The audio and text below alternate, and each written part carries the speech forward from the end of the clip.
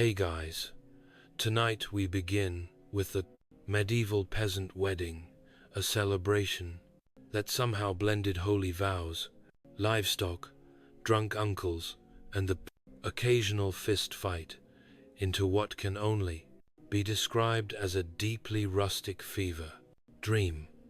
So before you get comfortable, take a moment to like the video and subscribe, but only if you genuinely enjoy what I do here.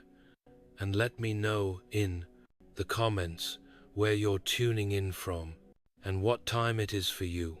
It's always fascinating to see who's joining us from around the world. Now, dim the lights, maybe turn on a fan for that soft background hum, and let's ease into tonight's journey together. There were no invitations, no gilded parchment, no wax seals, not even an angry raven dropping scrolls on rooftops in the calm medieval village. Weddings spread by one method only, gossip. It usually started with a whisper at the well. Did you hear? Thomas is marrying Beatrix.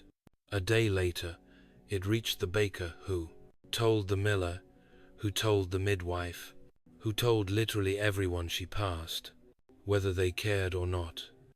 By nightfall, even the sheep knew someone was getting married. The priest, notably, was always the last to find out. There was no such thing as being uninvited. If you were alive and within walking distance, you went, not because you were particularly close to the couple, but because weddings meant food and drink, and maybe a fist fight if things got festive. The bride and groom didn't draw up guest lists. They had no control over who came. You could end up with 10 people or half the county. That's just how it worked.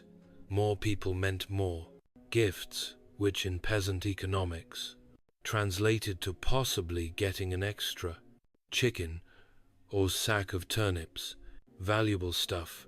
If you're living on Jarl, of course, you had to plan for guests showing up, but you also had to plan for guests not showing up. Some might be dead, some might be drunk, some might just forget. One guy was still harvesting barley and didn't notice the entire wedding happened without him, because, let's be clear, time was flexible. Noon could mean anywhere between breakfast and sunset.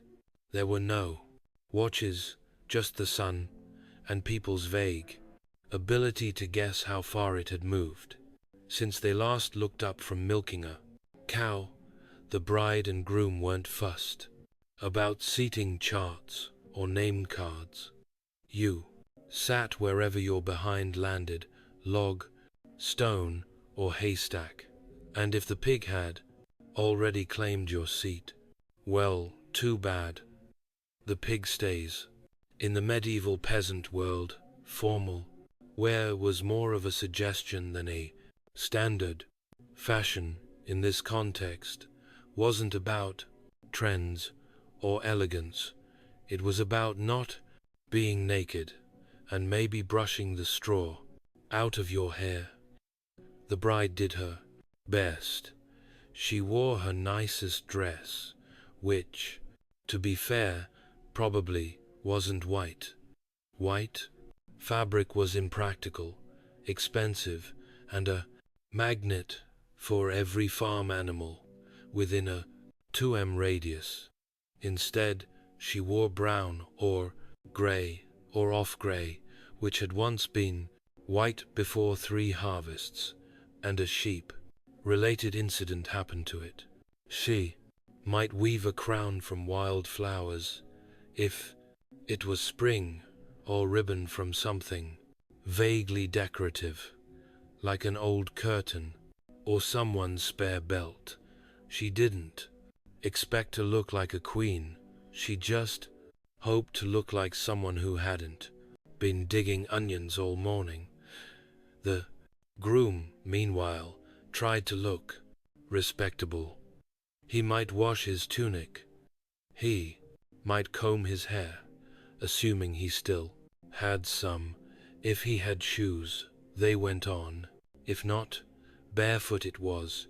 Calloused feet were considered rustic, not rude. And if he smelled vaguely like pig, well, so did everyone. Hygiene was relative. Soap existed, but not the kind you'd want near your eyes. Bathing was done seasonally or when it rained, so most guests didn't arrive sparkling clean. They arrived recognizably human. That was enough. Accessories were rare, but meaningful. A belt with an extra pouch, stylish. A hat with feathers, bold. A tooth still in place. Luxury. No one owned jewelry unless it was stolen or passed down from a great-grandmother who had once kissed a merchant. Children arrived, smeared in mud, proudly displaying whatever insect or twig they'd found on the way. Old men wore the same wool cloak they wore every day. Old women, wrapped in layers, cast judgmental glances at everyone, muttering, "When I got married," under their breath. But no one cared if your hem was frayed or your sleeves didn't match. This wasn't a fashion show. This was a rare break from labor, a communal moment of joy.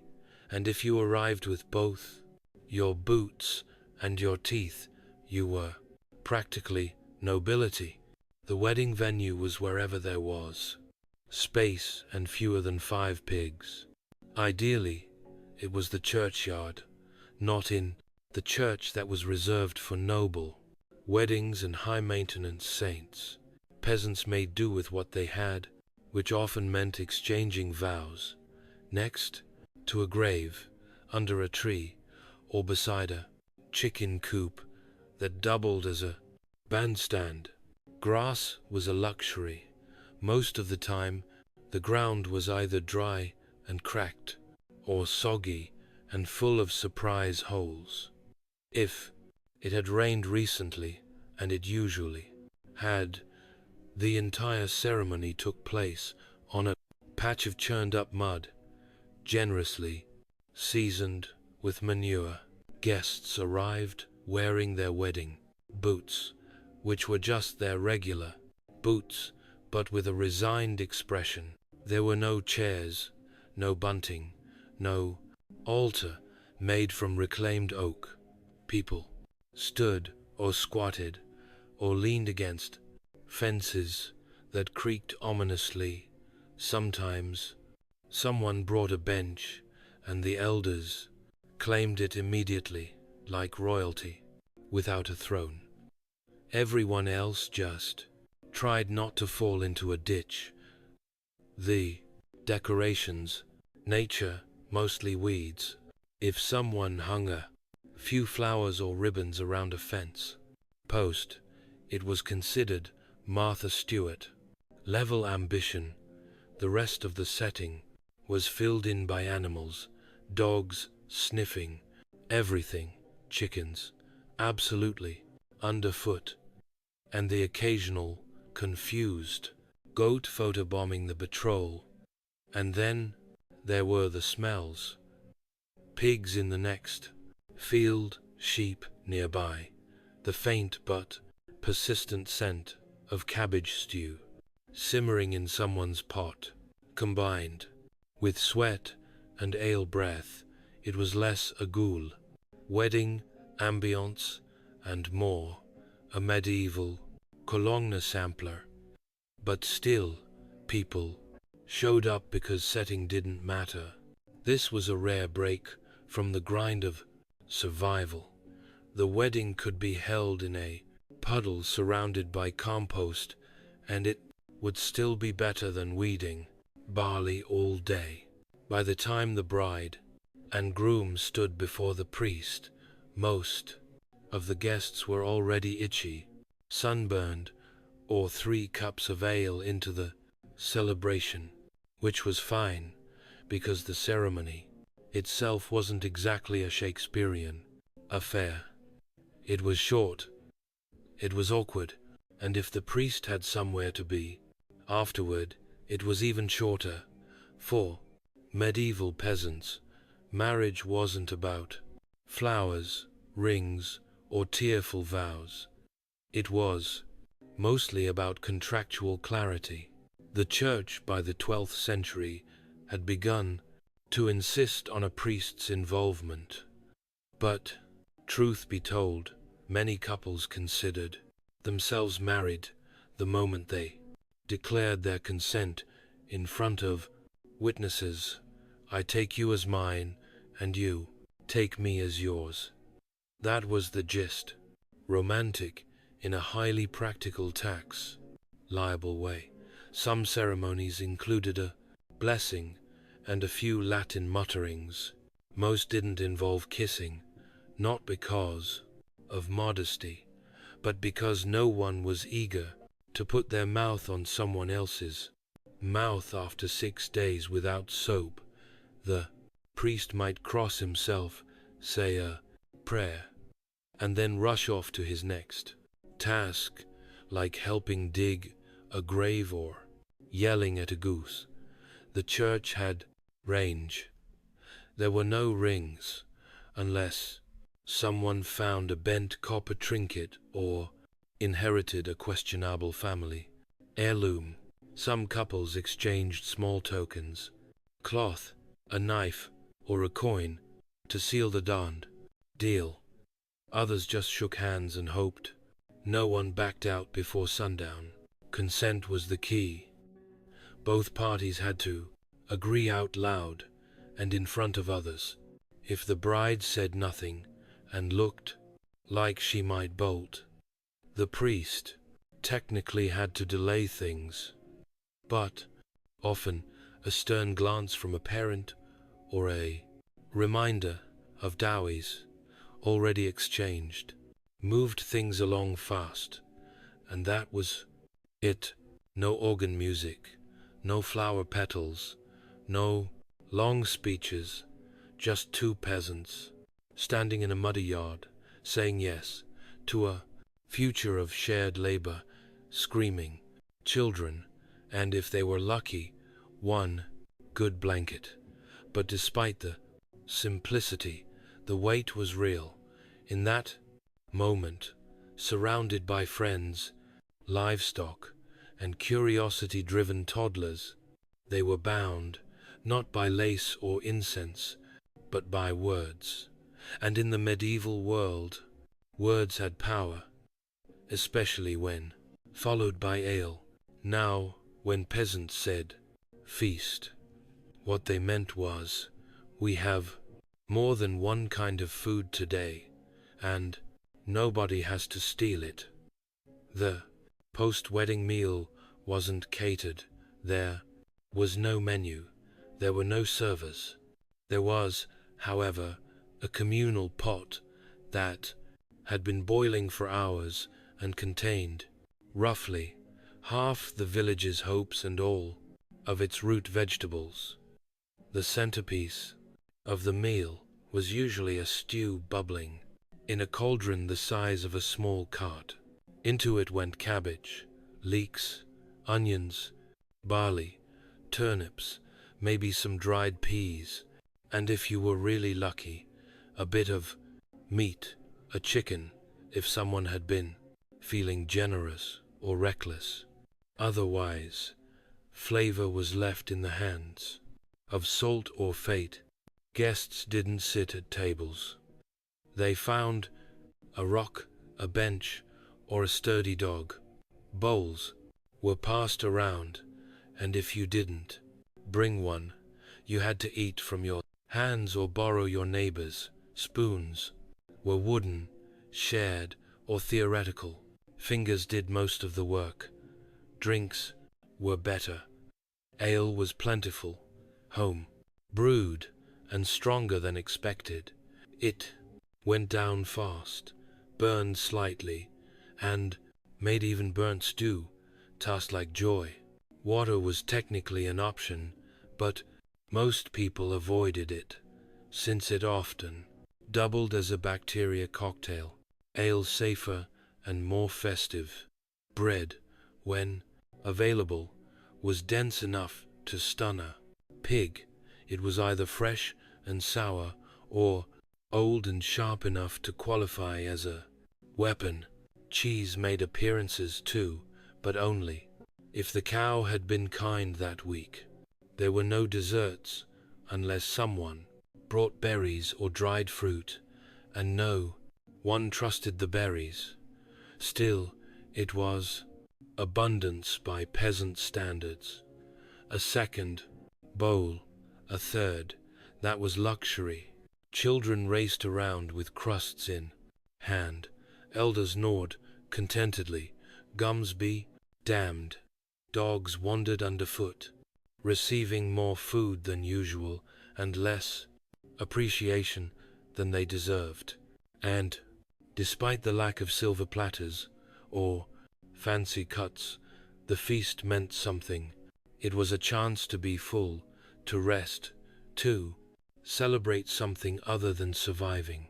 Winter, because when you live a life ruled by seasons, plows, and random plague outbreaks, any excuse to eat together and laugh loudly is a victory, even if it tastes mostly like boiled cabbage. Forget blenders and monogrammed towels. In a medieval peasant wedding, the gift registry was simple. Bring whatever you can carry, preferably alive or edible. Wedding gifts weren't about sentiment, they were about survival. Guests brought what they had. A couple of eggs, a chunk of hard cheese, a chicken tied by its feet, or in truly generous cases, a dot o plast, small sack of grain. These weren't presents so much as practical investments in the couple's new life together, because nothing says congratulations on your lifelong binding contract like half a dozen turnips. Occasionally, someone would arrive with something a bit more interpretive.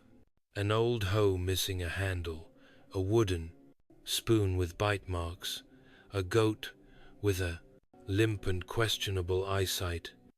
But even that was better than arriving empty-handed. Showing up without a gift marked you as either very poor or very bold. And either way, people noticed. Money was rare. Most peasants didn't see coins often, and when they did, they tended to hoard them like dragons hoard gold. So, the idea of giving money as a wedding gift was laughable. Goods, not coins, made the world go round. If someone gave the bride a jug of ale or a loaf of fresh bread, they were practically royalty. Sometimes gifts were recycled, and yes, that's as medieval as it gets. A goose given at your wedding might reappear at your cousin's wedding a year later, slightly older and angrier. There were whispers of one clay jug making the rounds for over a decade. No one remembered where it came from. No one dared keep it. But the gifts weren't just for the couple. They also played a role in community optics. Giving something useful proved you were invested in the household's success. It signaled goodwill, participation, and maybe a hope that when it was your turn to marry, someone would return the favor with a particularly plump chicken, and, despite the randomness and regifting There was warmth in it. These weren't luxurious things, but they were what people could spare in a world where most had little. Giving anything at all was an act of generosity, even if it squawked the whole way there. Every medieval village had its own cast of characters, and they all showed up at weddings, uninvited and impossible to miss. Think of it as a social reunion, mixed with reality, television, minus the cameras, and with more goats. First, there was the village loudmouth, usually an older woman who knew everyone's business and had no filter. She'd start with bless the happy couple and finish with, though we all remember what happened last harvest behind the bakehouse. She wasn't trying to stir the pot, she was the pot. Then came the local wise woman, part healer, part witch, full-time source of rumors. She would bless the couple with a mysterious herb no one could identify and mutter something like, "May your cows always give milk unless they don't." People nodded solemnly. No one wanted to make eye contact.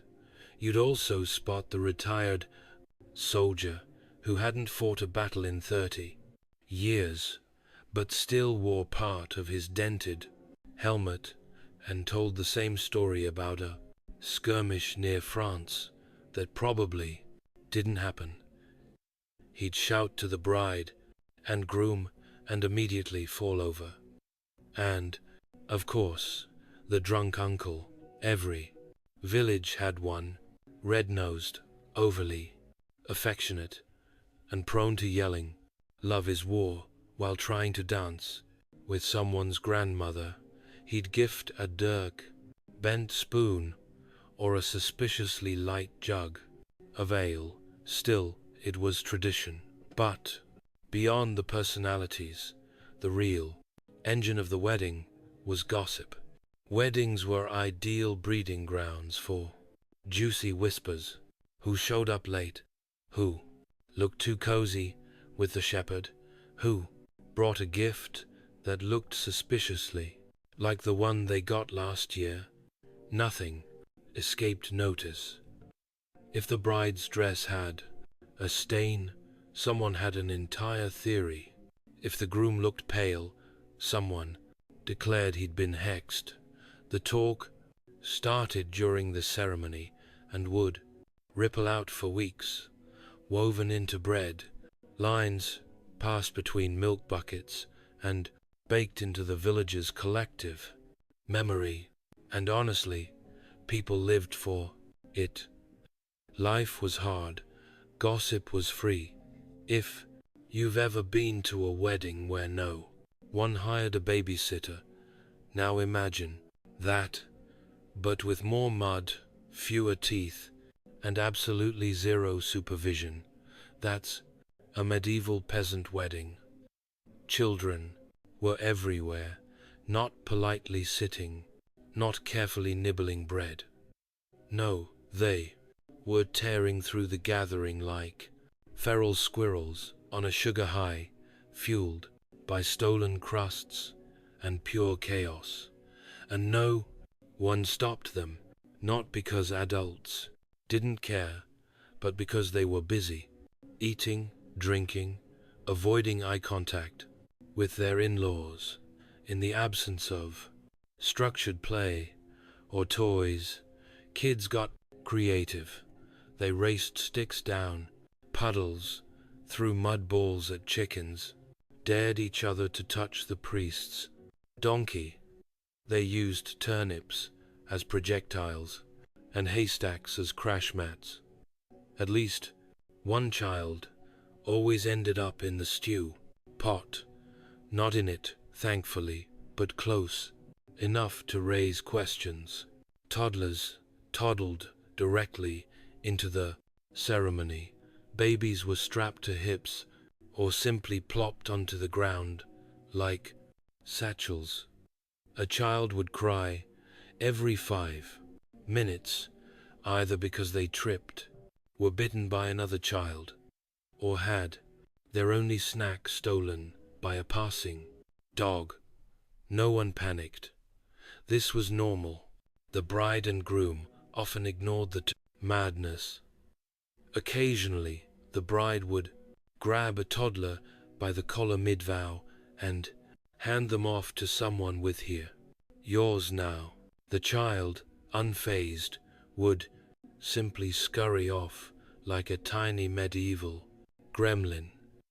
Sometimes there was a group of older kids, self-declared supervisors, who lorded over the little ones with all the compassion of tiny landlords.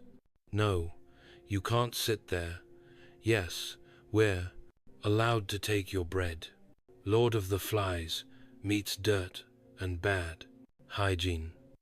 In truth, weddings were some of the only times children were allowed, even encouraged, to be completely wild.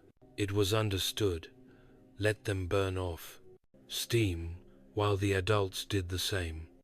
If they didn't come back, covered in scratches, bruises, and someone else's breadcrumbs, were they even at a wedding?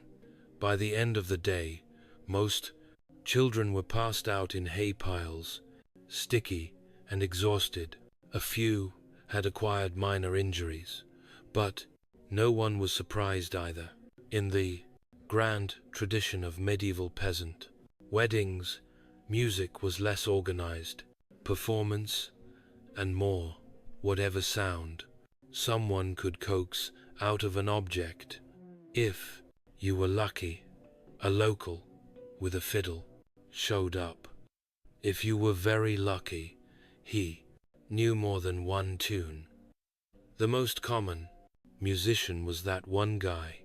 Every village had one who claimed he could play something: a flute, a pipe, a badly tuned lute with 3 strings, and one dream. Sometimes the instrument was improvised: a pot lid and a stick, 2 jugs, or just enthusiastic whistling through missing teeth. If no one brought an instrument, well, congratulations. You now had a choir of ale-soaked uncles, belting the one wedding song they all kind of remembered. The lyrics were vague, slightly inappropriate, and repeated until someone passed out or forgot the words, whichever came first.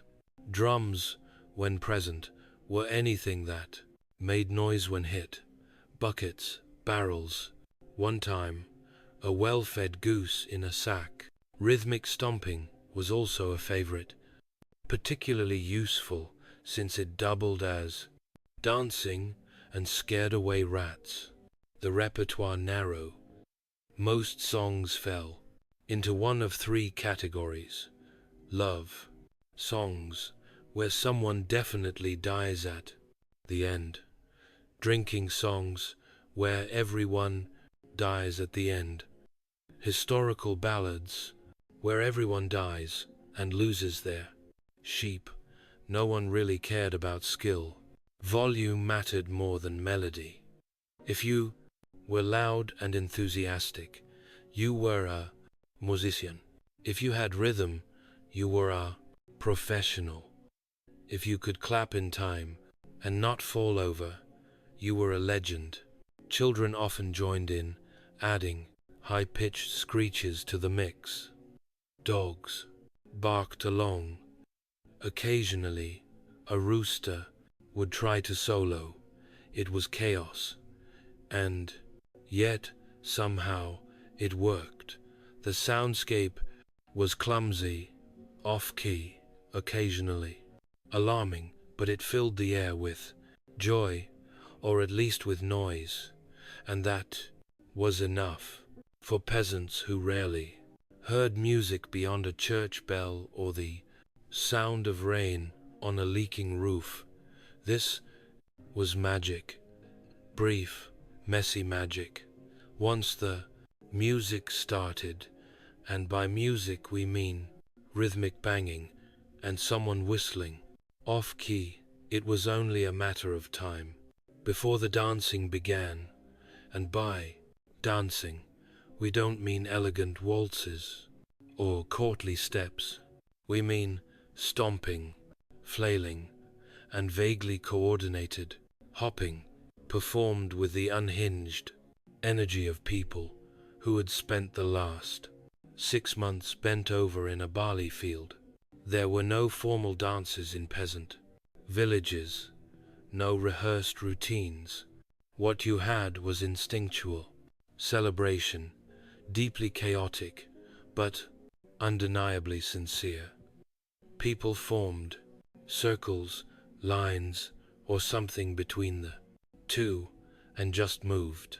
There might be clapping, slapping, shouting, and stomping, often at the same time, and rarely in rhythm. Feet pounded the earth with enough force to startle birds and churn up mud. Arms were thrown around shoulders. Backs were slapped, sometimes accidentally. The elderly clapped along from the sidelines, cheering on anyone who managed to stay upright longer than 3 songs. Some villagers attempted fancier steps, usually the ones who had visited larger towns or heard tales from a traveling dancer who once passed through 5 years ago. These brave souls would try a spin or a leap, only to land awkwardly and pretend they meant to sit down anyway. Shoes were optional.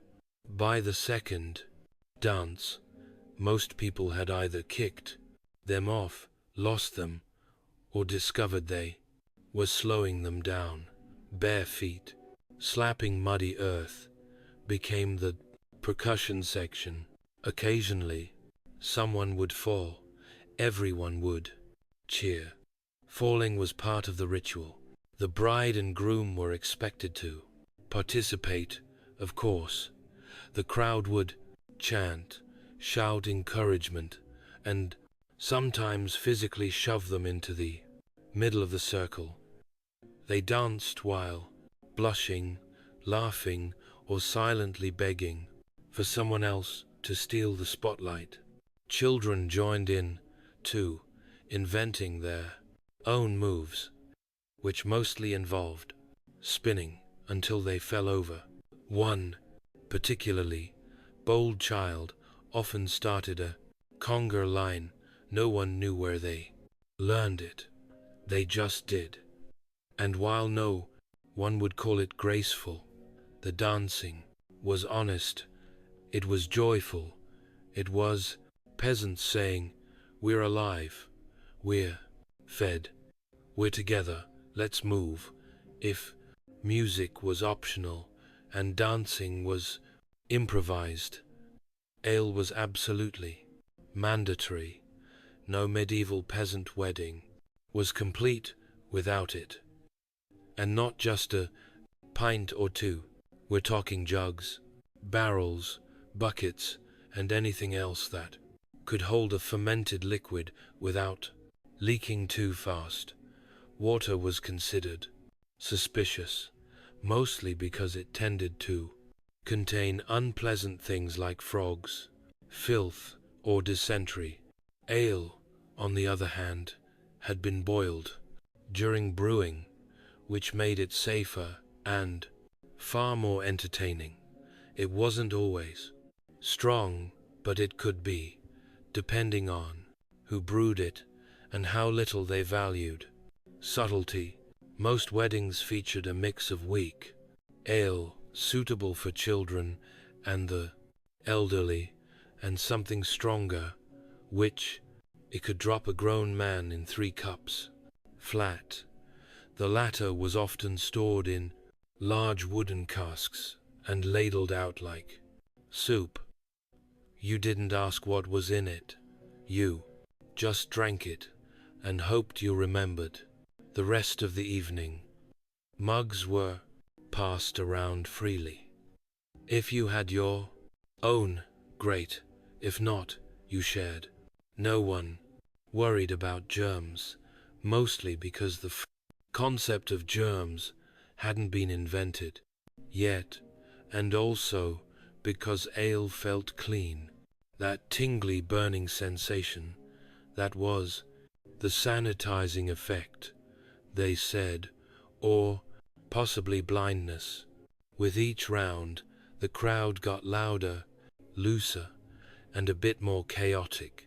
Polite laughter gave way to belly laughs. Stories became more exaggerated.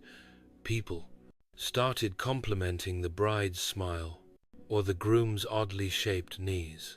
Someone always started a drinking song, which turned into a shouting contest, which then turned into a nap under the table. There was always one person who shouldn't have had that last cup, the kind who began by singing and ended by vomiting behind a haystack, and yet no one judged. That was just part of the ritual. In a world of hard labor, harsh winters, and looming mortality, ale was more than just a beverage. It was social glue. It made people talk, laugh, confess, and occasionally fall into a trough. And at a wedding, it served one essential purpose: to turn a sacred union into a party no one would remember clearly, but everyone would remember fondly. No medieval peasant wedding was complete without a touch of chaos. Not necessarily planned chaos, but the kind that simmers under the surface until someone's elbow nudges the wrong jug, or someone else flirts with the wrong cousin. Let's start with the flirtation. Weddings were matchmaking gold mines. You had music, drink, food, technically, and a field full of eligible peasants who had spent the past several months covered in mud and despair. A wedding offered the rare chance to see someone without soot on their face. It was basically medieval speed dating. Glances were exchanged, flowers were awkwardly offered, a few brave souls attempted poetry, which usually involved rhyming hay with may and quickly losing their nerve. The dance floor was prime, flirting territory, though most moves involved tripping into someone and pretending it was romantic. Of course, not all flirtations were welcome, and that's where the fights began. The most common triggers: someone danced too closely with someone else's intended, someone spilled ale on a borrowed tunic, someone insulted someone's goat. Again, the fights were rarely serious, mostly shoving, slurred shouting, and the occasional wrestling match in the mud that no one actually tried to break up. By the time it ended, both parties were usually too tired or too drunk to remember what they were arguing about.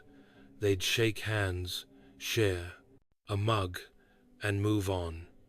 Then there were the accidents, weddings plus livestock, plus ale equals unpredictable results.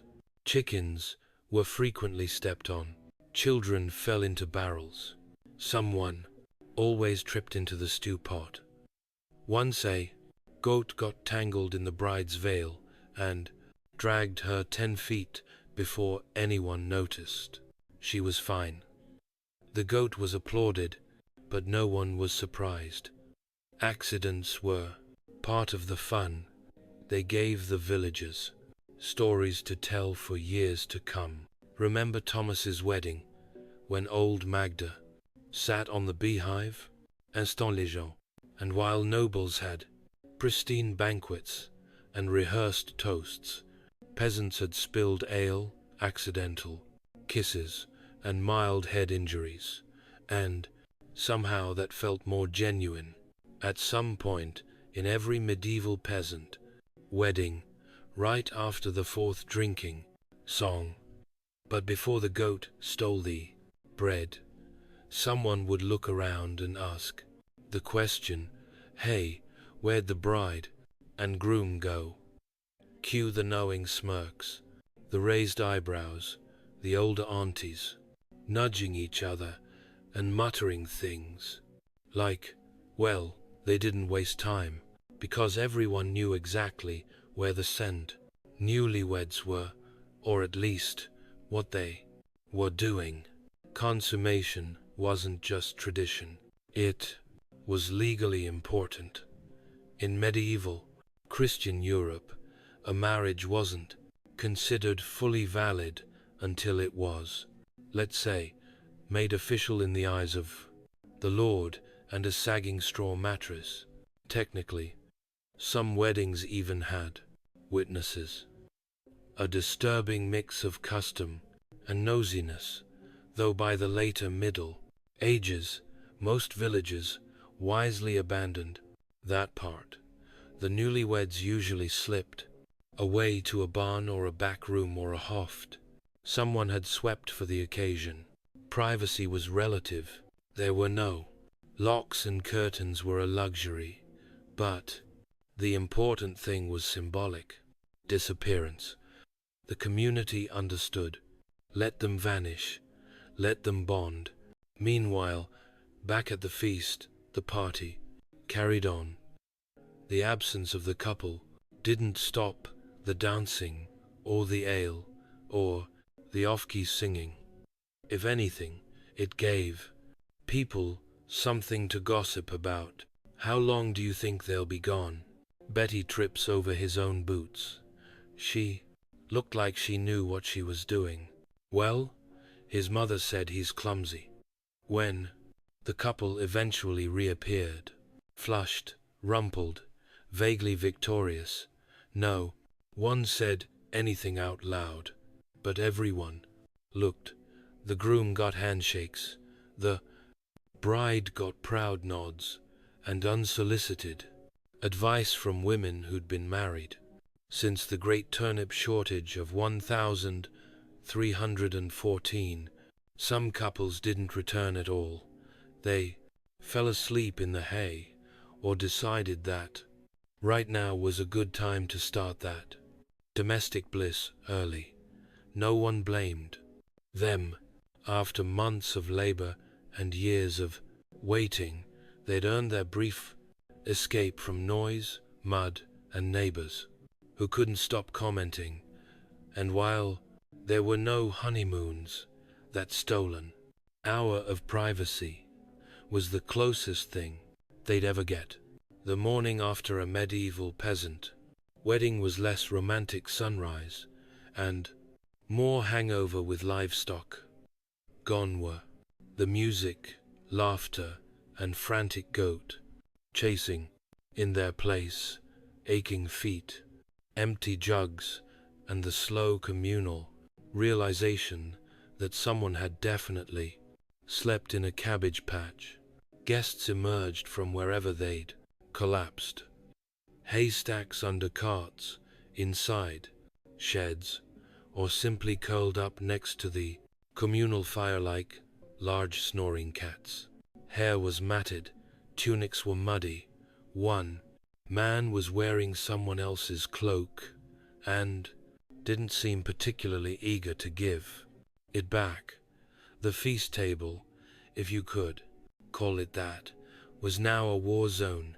Half-eaten loaves, spilled ale, an overturned stew pot, and the unmistakable presence of a chicken that had clearly been there all night.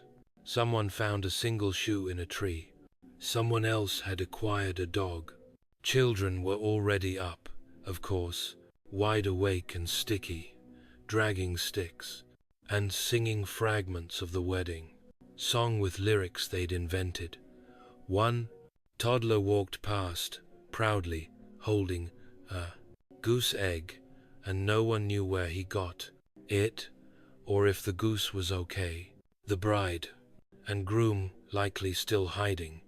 They'd resurface eventually, tasseled, exhausted, and probably with straw in their hair, ready to begin a new life of shared chores, livestock maintenance, and mild existential dread.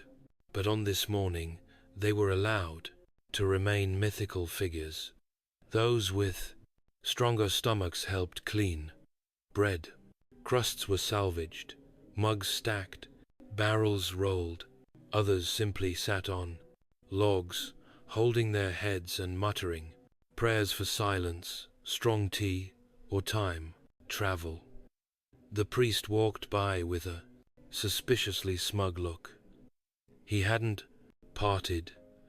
He remembered everything, and, worse, he was ready to talk about it. Yet, despite the mess, no one complained. There was a quiet satisfaction in the Kazan aftermath. The wedding had happened. The couple was married. The village had come together, danced, eaten, bled a little, and survived. That was enough. When you picture a medieval wedding, it's tempting to imagine elegance, flower garlands, flowing gowns, sweet music wafting through the trees, and that might have happened somewhere. But for peasants, the real legacy of a wedding was much simpler.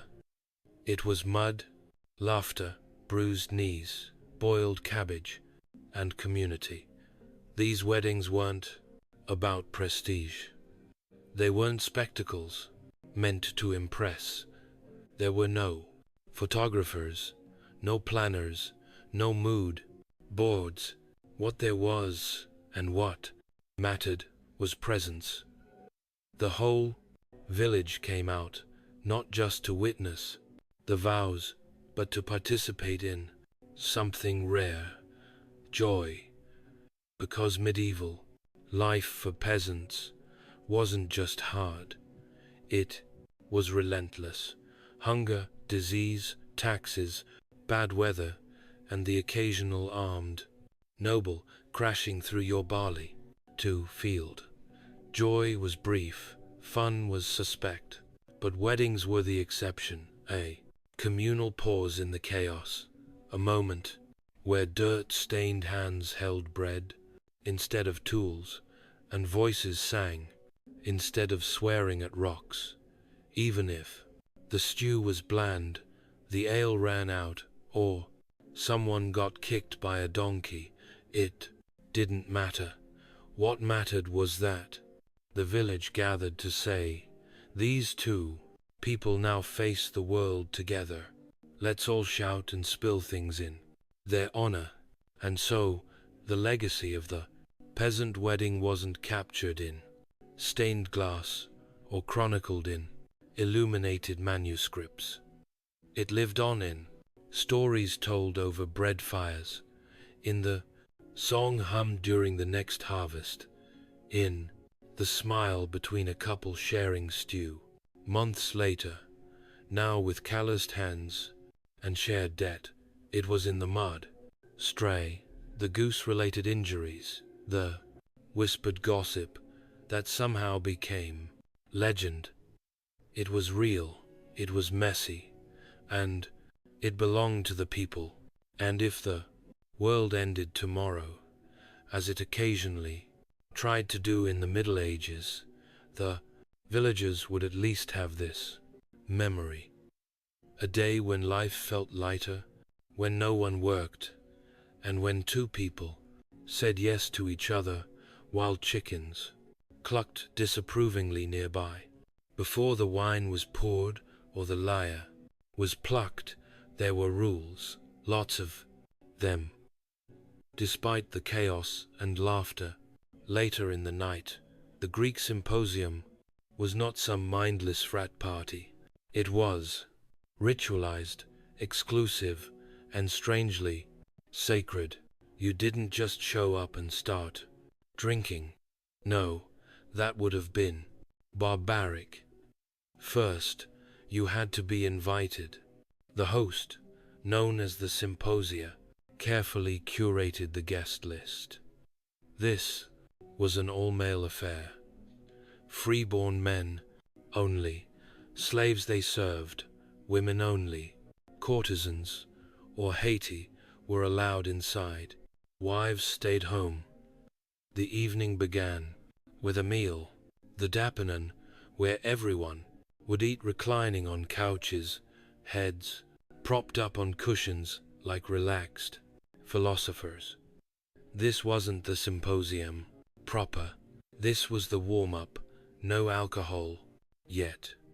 That came after, because once the food was cleared and the floor swept, the real event began.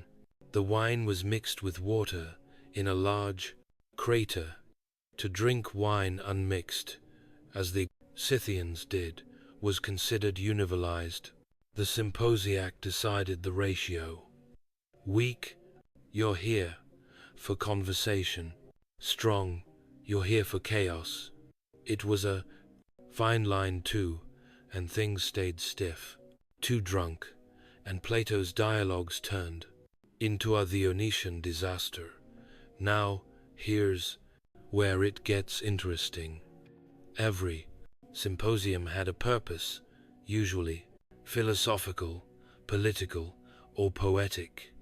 But underlying all that was a sense of sacred leisure, what the Greeks called scholar. This wasn't wasted time. It was where ideas were born, where young aristocrats sharpened their minds, played verbal games, composed impromptu poetry, and maybe, just maybe, fell in love.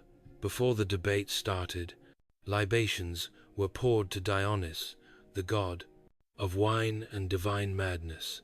There was singing, sometimes by hired musicians, sometimes by the guests themselves. A flute girl might play, a courtesan might challenge a guest to a riddle, but everything was structured. The wine passed clockwise. Each round came with a toast. Drinking too fast was frowned upon. Getting sloppy was shameful. The ideal guest, witty, graceful, and just drunk enough to tell the truth beautifully. In the end, the symposium was a performance, a place where men proved their intellect as much as their tolerance for wine. It was a dance between reason and indulgence, and if you broke the rules, you weren't just embarrassing yourself, you were insulting the very spirit of the five gathering. The physical setting of a symposium was no accident. It was a stage for both mind and body to perform. The event typically took place in a specially designed room in the Greek household called the andron, reserved solely for men. It was a square space, lined with couches or clean eye, each wide enough for a man to recline on his side while propped up on one elbow. Their center was left open, perfect for servants to pour wine, dancers to perform, or for the occasional impromptu game involving tossing wine leaves at a target. Yes, they had drinking games, too. Light came from flickering oil lamps, and the air was thick with the scent of burning incense, roasted meats, and the occasional perfume worn by courtesans. It was intimate, sensual, and designed to lower inhibitions without erasing the intellect. The couches were arranged in a circle, encouraging eye contact, verbal sparring, and shared laughter. This wasn't just architecture, it was psychology. Everyone had equal status. Here, no one sat at the head of a table. No one was above another. This spatial equality fostered philosophical democracy, an egalitarian moment in a deeply hierarchical world. The mood could shift dramatically, depending on the host and the mix of guests. Some symposia were political, strategy sessions disguised as drinking parties. Others devolved into singing, contests, and naked dancing, and some, like the one described in Plato's Symposium, were lofty, abstract, and almost religious in tone, but they all began in the same place, with a shared space, a shared drink, and a shared sense that something important was about to happen. Even the decor mattered. Walls were often adorned with mythological paintings, Hercules feasting with the timed gods, Dionysus leading his drunken revelers, satyrs chasing nymphs. These were not just pretty images. They were reminders of the thin veil between civilization and ecstatic chaos. They whispered, "This is play, but it's sacred play." And let's not forget the wine itself, served in decorated cups, kylikes. These often had erotic or comic scenes painted at the bottom, slowly revealed as the drinker emptied his cup. The moment of draining your drink came with a laugh, a fall, blush, or a clever comment, depending on who was watching. At the heart of many symposia was a dynamic that still baffles and fascinates modern minds: the paiderastia, relationship between an older man, arises, and a younger male beloved, the aramos. This wasn't just tolerated, it was idealized. The older man was the teacher, the lover, the sponsor of intellect and raffinement. The younger man, usually a teenage boy of aristocratic birth, was the student and the object of admiration, and the symposium was their theater. This bond wasn't purely carnal, at least not in theory. It was supposed to be about virtue, discipline, and the passing down of knowledge and moral character. But that didn't stop the air in the Grise Symposium from becoming charged with erotic tension. The older men would use clever wordplay and recited poetry to woo the beautiful youths reclining beside them. Compliments were expected. Groping was frowned upon. The key was restraint. It proved control, dignity, and the seriousness of one's intent. The beloved, meanwhile, was expected to resist, at least publicly. His virtue lay in how well he could deflect advances with grace and wit. A boy who gave in too easily lost social value. Is a boy who refused everyone, forever risked seeming cold or arrogant. The ideal kept everyone guessing. He blushed, he deflected, he teased, and above all, he listened. He was expected to absorb not just affection, but wisdom. Now, not every guest engaged in these dynamics. Married men were supposed to behave, but let's be honest, many didn't. Courtesans and heterae were allowed to offer physical pleasure, but the boys were meant to offer something higher, inspiration. They were the muses of the male elite. Their youth reminded older men of fleeting beauty, of time's cruel advance, of why philosophy mattered in the first place.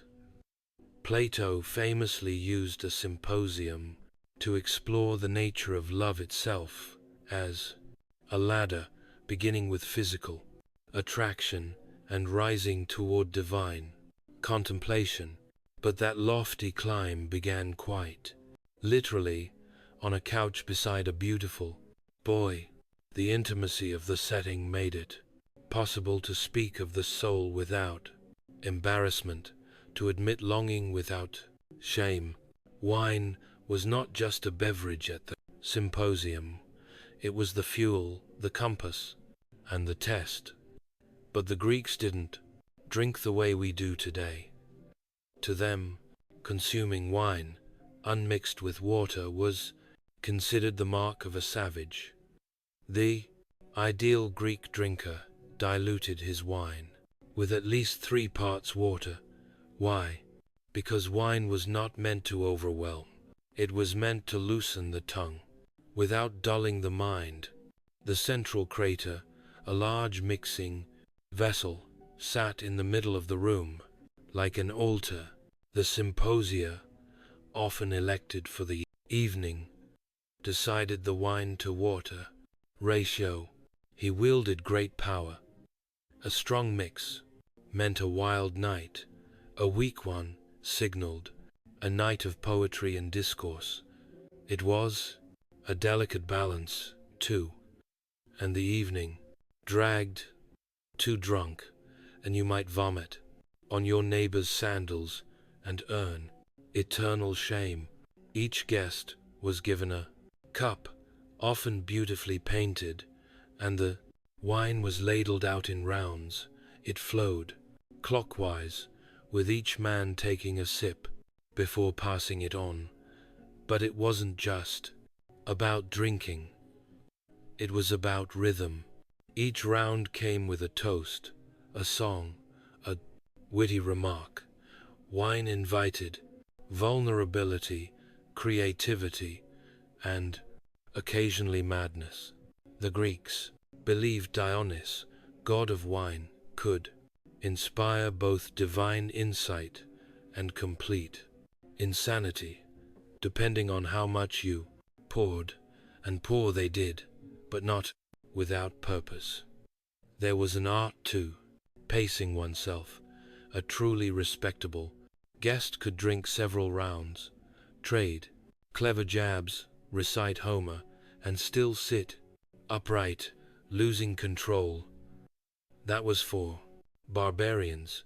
In fact, the symposium was partly a training ground to show that a real man could enjoy pleasure and still govern himself. Self-control, even in intoxication, was a virtue. That said, not all guests adhered to the ideal.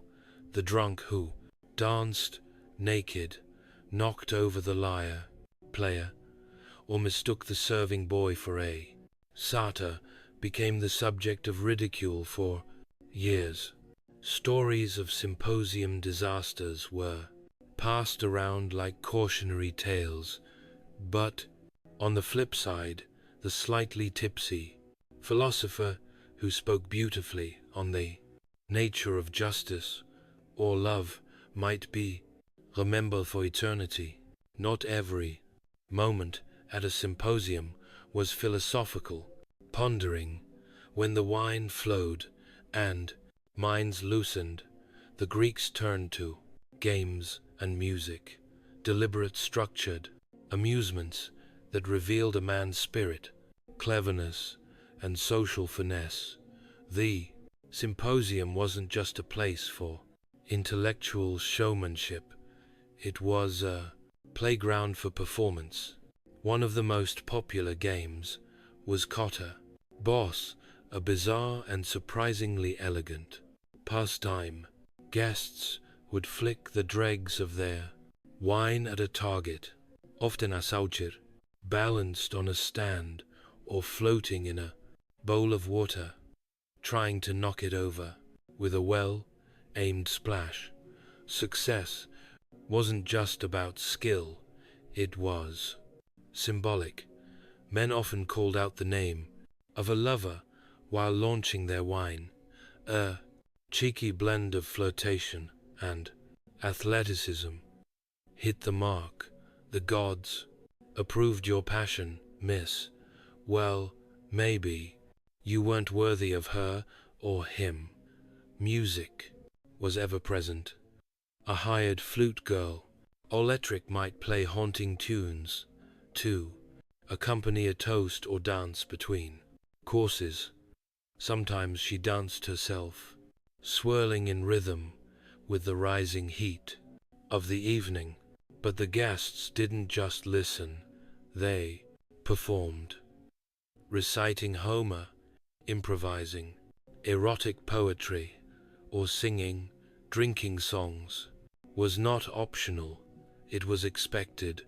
A man who couldn't carry a tune or deliver a clever verse was silently judged, even pied. But the real performance was verbal. Witty banter, sympathetic conversation was an art form. Verbal duels tested memory, wordplay, philosophical knowledge, and charm. Men would pose riddles, challenge each other to poetic improvisation, or tell biting jokes. It wasn't about cruelty, it was about finesse. The best conversationalist was quick, thoughtful, and slightly provocative. And then there were the riddles. Sometimes philosophical, sometimes obscene. A well-timed riddle could silence a room or send it into raucous laughter. The most admired guests could deliver a dirty pun and a theory of justice in the same breath. And if the room was right, if the wine was balanced and the company sharp, the entire event took on a magical atmosphere, half performance, half revelation. The goal of it all wasn't just to impress, it was to connect, to build bonds, to let personality, intellect, and desire intertwine. In this playful chaos, reputations were made or destroyed, because in the Greek Symposium, you weren't just judged by what you thought, but by how cleverly you could say it.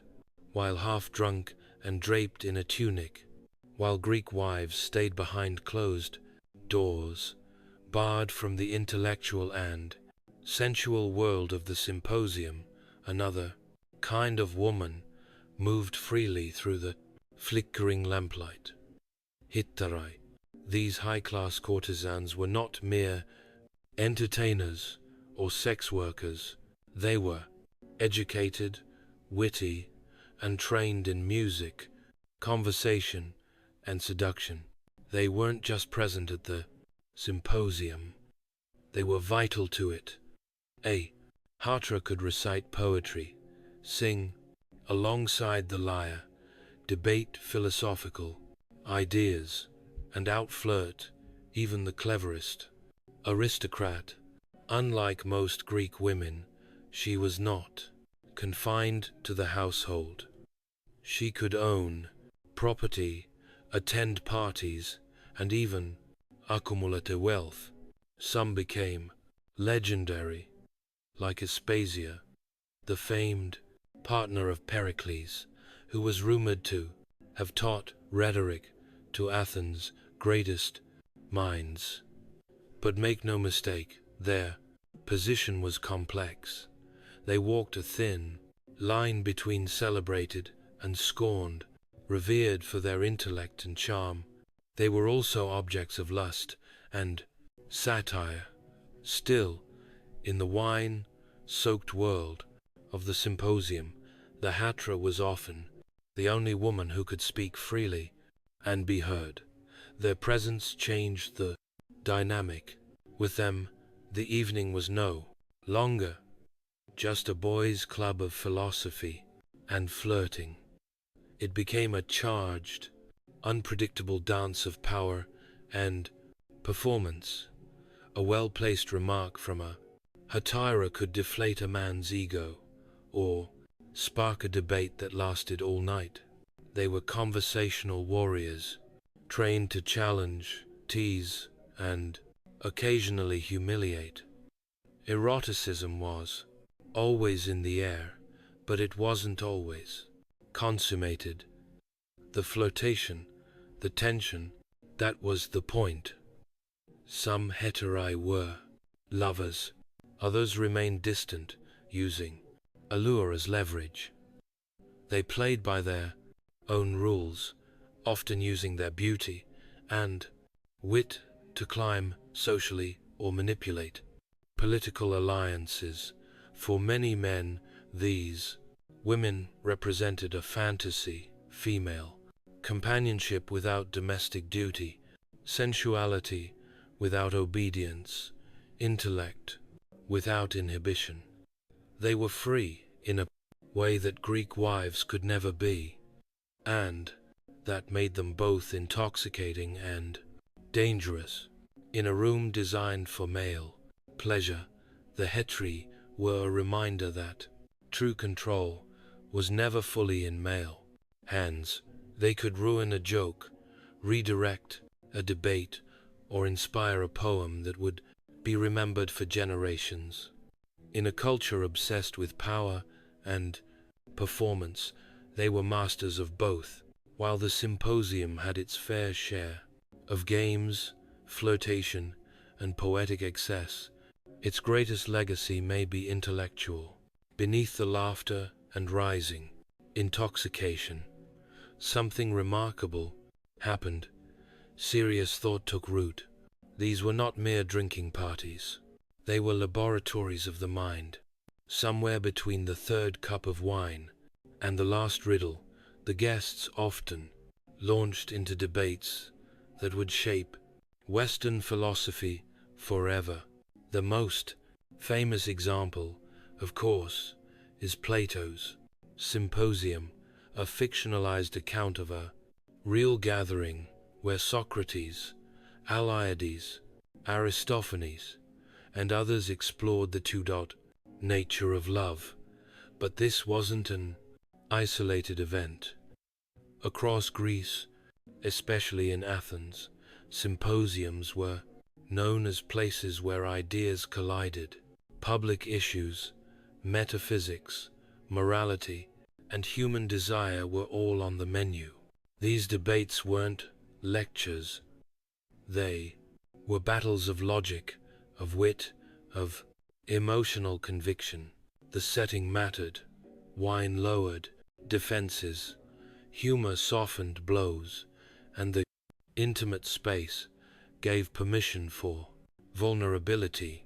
You could challenge a man's view on justice, his belief in the gods, or even his sexual preferences, and if you were clever enough, earn his respect. One of the central themes was erotic love, not just in the carnal sense, but as a philosophical force. Socrates, through Plato, described love as a ladder.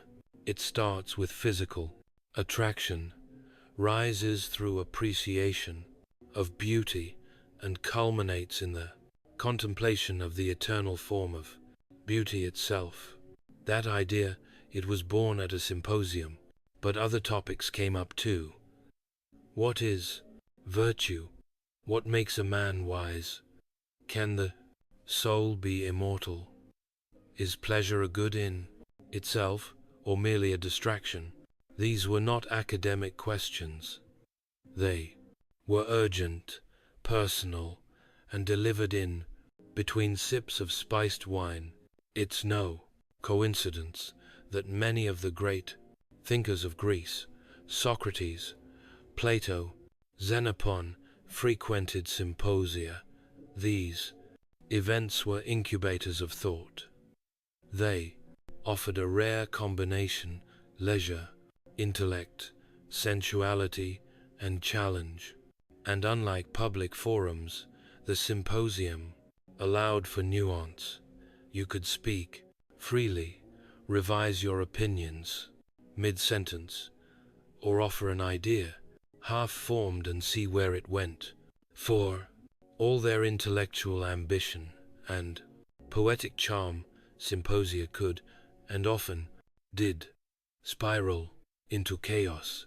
While philosophers dreamed of truth and beauty, reality had a habit of barging in, wine-soaked and staggering. The symposium's tightrope walk between order and indulgence didn't always end well. And when it failed spectacularly. Take Alcibiades, for example, the handsome, brilliant, and deeply scandalous Athenian statesman. He famously crashed the symposium in Plato's dialogue, already drunk, crowned with ivy like Dionysus himself. Instead of offering a sober reflection on love, he gave a wildly personal and sexually charged speech about Socrates. It was funny, emotional, and borderline inappropriate. The line between admiration and desire blurred, and what was meant to be a noble evening turned into an unfiltered outpouring of drunken obsession. But Alcibiades' antics weren't just awkward, they were prophetic. He would go on to betray Athens, flee to Sparta, switch sides again, and die in exile. His love of wine, performance, and recklessness mirrored the dark side of the symposium: culture, charm without restraint, brilliance without ethics. And he wasn't alone.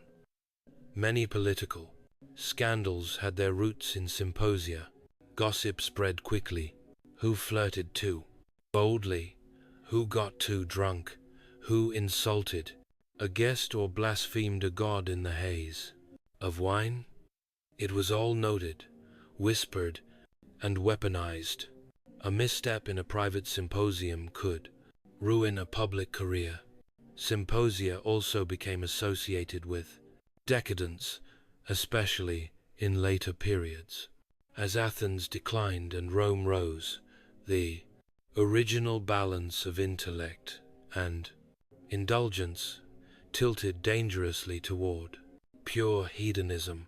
Wine was no longer watered down. Guests competed in gluttony instead of poetry. The flute girls outnumbered the philosophers, and what was once sacred play became cynical performance. Even the Spartans, famously austere, mocked Athenian symposia as soft, effeminate, and corrupt. To them, the very idea of reclining on couches, debating love, while sipping diluted wine, seemed like a recipe for moral decay, and in some ways it was. Yet the Greeks were aware of the risks. That's why moderation was so prized. A man who could keep his dignity while drunk, charm without seducing, and argue without humiliating, was the true hero of the symposium.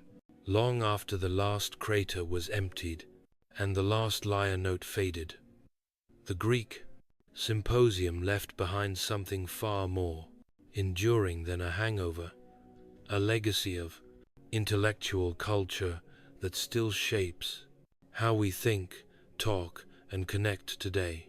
What began as a structured drinking party became one of history's most unlikely engines of philosophy, art, and social development. The symposium offered a radical idea, especially for its time, that leisure wasn't merely idleness, it was sacred space. Skolola, the Greek word for leisure, is the root of our word school. That's no accident. The symposium turned leisure into a crucible for learning. It proved that wisdom didn't have to come from temples or classrooms alone. It could emerge amid wine, laughter, flirtation, and flame-lit debate. Plato's Symposium is the most famous relic of this world, and its impact is hard to overstate. It gave us not just a model of structured philosophical dialogue, but enduring concepts like Platonic love, the latter of Eros, and the idea that beauty and truth are intimately connected. The format of that work, men reclining, drinking, and riffing on a shared theme, would become the prototype for everything from university seminars to late-night salons. The Romans inherited the Symposium and transformed it into the convivium, a more lavish, less philosophical affair, but the structure remained. Medieval and Renaissance thinkers reawakened the fleep spirit of the Symposium in their own salons, circles, and societies, and even today we carry echoes of it. The dinner party that turns into a deep conversation at midnight, the book club that spends more time on existential questions than the actual book, the podcast where two minds drink, laugh, and dissect reality. Even the Symposium's flaws have left their mark. The gender exclusivity, the hierarchies of beauty and age, the danger of excess, all remain relevant as phrase, cautionary tales in how communities are built and broken. But perhaps its greatest gift was the idea that pleasure and thinking need not be at odds, that beauty, desire, humor, and intellect could all share a single room, that truth could be seduced, not just reasoned.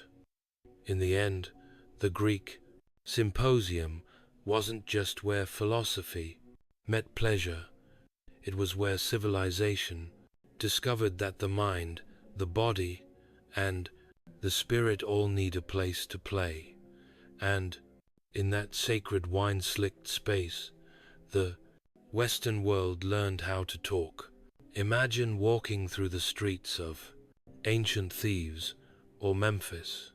The heat radiates off the limestone, and the air smells of incense, lotus, and palm wine. But what grabs your attention isn't the temples or the towering obelisks. It's the people, men and women alike. Their faces adorned with thick black eyeliner that extends dramatically from the corners of their eyes. Their heads are crowned not with natural hair, but with ornate wigs, braided, curled, sometimes perfumed.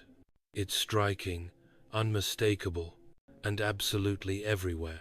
In ancient Egypt, personal appearance wasn't just a matter of vanity. It was a coded language. What you wore on your head and painted around your eyes told the world who you asked were, what you believed, and where you stood in society. Wigs and eyeliner weren't mere trends. They were statements of identity, spirituality, and hygiene. Eyeliner made from a dark green pigment called malachite, or the more famous coal from Galena, a black lead sulfide, was applied with careful precision. The look was bold, but not just for beauty. It was believed to protect the eyes from harsh sunlight, much like how athletes today use black grease. More importantly, it had deep spiritual and medicinal significance. The ancient Egyptians believed the pigment protected against evil spirits and infections, especially from the Nile's ever-present flies and bacteria. This wasn't superstition alone. modern science has confirmed that lead-based coal may have had antimicrobial properties. So, yes, your eyeliner could save your life. As for the wigs, they were more than fashionable headpieces. Hair was shaved regularly to maintain cleanliness and prevent lice. Wigs were worn daily by elites and on special occasions by commoners. The material varied: wool, plant fiber, or human hair, and so did the complexity. Some were simple plaits, others towering structures of curls, beads, and even gold ornaments. A well-made wig was expensive and a symbol of wealth, much like a tailored suit or luxury handbag. Today, together, the wig and the eyeliner created a persona, controlled, composed, and sacred. To appear in public without them, especially in the upper classes, would be unthinkable. It wasn't just about looking good. It was about being civilized, clean, protected, and in harmony with the gods. To ancient Egyptians, kohl wasn't just makeup. It was protection, identity, and even a kind of prayer. Both men and women, rich and poor, lined their eyes with bold strokes of black, stretching the pigment out toward the temples in elegant, sweeping arcs. And they didn't do it because it looked cool, though it absolutely did. They did it because the eyes were sacred. The ancient word for eye makeup was med, and applying it was an almost ritual act. The most common formula was made from galena, a dark gray mineral ground into fine powder and mixed with oils or animal fat. Applied with a stick, it formed that iconic black eyeliner that defined Egyptian faces for centuries. But there was more to it than aesthetics. Galena was thought to repel illness and misfortune. It wasn't just paint, it was magic. Why the obsession with the eyes? Because in Egyptian mythology, the eye had power. The eye of Horus, one of the most enduring symbols of protection and royal authority, represented healing and wholeness. To line one's eyes with kohl was to invoke this protective symbol to spiritually and physically shield oneself from harm. And protection was no small matter in the ancient world. The Nile, while the giver of life, also brought disease and pests, flies, dust, bacteria. These were everyday concerns. Kohl may have acted as an early form of sunscreen and an antimicrobial barrier. Archaeologists even found that the lead salts in kohl stimulated nitric oxide production in the skin, which helps the immune system. So, in a very real sense, it healed while it decorated. But the use of kohl wasn't the same for everyone. The wealthy had access to finely milled galena and decorative applicators made from ivory or polished wood. Poorer citizens might use simpler versions or crushed charcoal. But the impulse to adorn and protect the eyes transcended glass. Even laborers could be found with lined eyes, their own form of everyday sacredness. Interestingly, the act of painting one's eyes was deeply sensual, and not just in the modern cosmetic sense. It was intimate. To prepare your eyes for the world meant preparing your soul. It was a connection to the divine, the vine, hygienic, and the erotic, all traced along the lash line. In ancient Egypt, your hair, or more precisely, your wig, told people everything they needed to know about you: who you were, how clean you were, how rich you were, how close to the gods you stood. Wigs weren't just vanity, they were status, practicality, and ritual, all woven into a single, elegant headpiece. Let's start with the basics. Most Egyptians shaved their heads. The reasons were practical and cultural. In the sweltering Egyptian climate, real hair was hot, sweaty, and a magnet for lice. Shaving it off was cleaner, cooler, and far more comfortable. But walking around bald didn't exactly scream elegant, so enter the wig.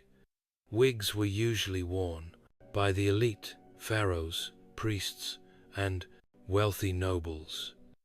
But even middle-class citizens had simpler versions.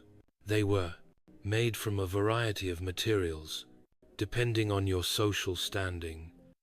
The richest Egyptians commissioned wigs made from human hair, sometimes mixed with plant fibers or sheep's wool to add volume and structure. These wigs could be styled with elaborate curls, tight braids, or layered plaits, often set with beeswax and perfumed cones of scented fat that slowly melted into the scalp as the day wore on. In a word, luxurious. The shapes and styles were also statements. A short geometric bob might indicate a formal occasion, while long, cascading locks with golden beads screamed royal power.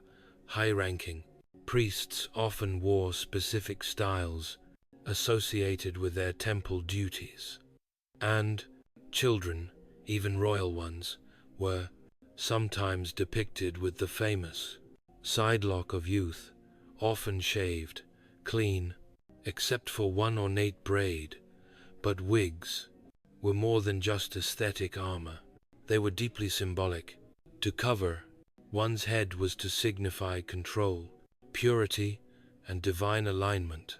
Priests shaved completely before entering temples, but would don wigs when performing outside rituals, highlighting the difference between spiritual sanctity and public presentation. Over time, wigs became heirlooms passed down or buried with their owners. A fine wig might be placed carefully in a tomb, its strands still holding their form. After thousands of years, some mummies have even been found with wigs still in place, delicate braids and tight curls resting above a silent face, ready for the afterlife. If wigs were the crown, perfume cones were the halo. No look in ancient Egypt was complete without fragrance, literally worn on your head. These odd-looking blobs we see in Egyptian art, perched atop elaborately braided wigs. They weren't just artistic flourishes, they were perfume cones, solid mixtures of oils, fat, and scent, meant to slowly melt and bathe the wearer in divine aroma. The cones were made from a base of animal fat or beeswax infused with myrrh, frankincense, lotus, or cinnamon. As the day went on and the desert sun beat down, the cones would soften slowly, releasing their scent. This wasn't just for personal pleasure. It was a statement. I am clean. I am sacred. I smell like the gods. Scent in Egypt wasn't a luxury. It was a moral good. Cleanliness was next to godliness. Quite literally, the gods were believed to be fragrant, and temples burned incense daily to invite them in, to walk through a city smelling like lotus or frankincense wasn't just attractive, it was spiritually resonant. A perfumed person was a civilized person, a person in harmony with Mat, the Egyptian principle of cosmic balance and order. Perfume cones weren't just for special occasions either. While elite Egyptians wore them to banquets and ceremonies, the daily act of anointing the body with oils and fragrant balms was common practice among all classes. Laborers, after a day's work in the sun, would wash and oil themselves. It was part of being human and part of being worthy. Wigs often had their own scent too. Some were stored with perfumed leaves or herbs braided directly into the strands. Others were refreshed with oils rubbed gently into the fibers. A wealthy Egyptian's hair didn't just look good, it smelled divine, and that smell signaled everything: status, piety, and erotic appeal. Interestingly, this attention to fragrance also had practical benefits.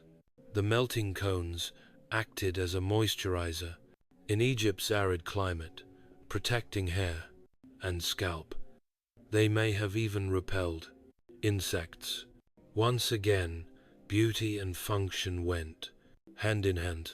One of the most striking features of ancient Egyptian beauty culture was its egalitarian approach to cosmetics.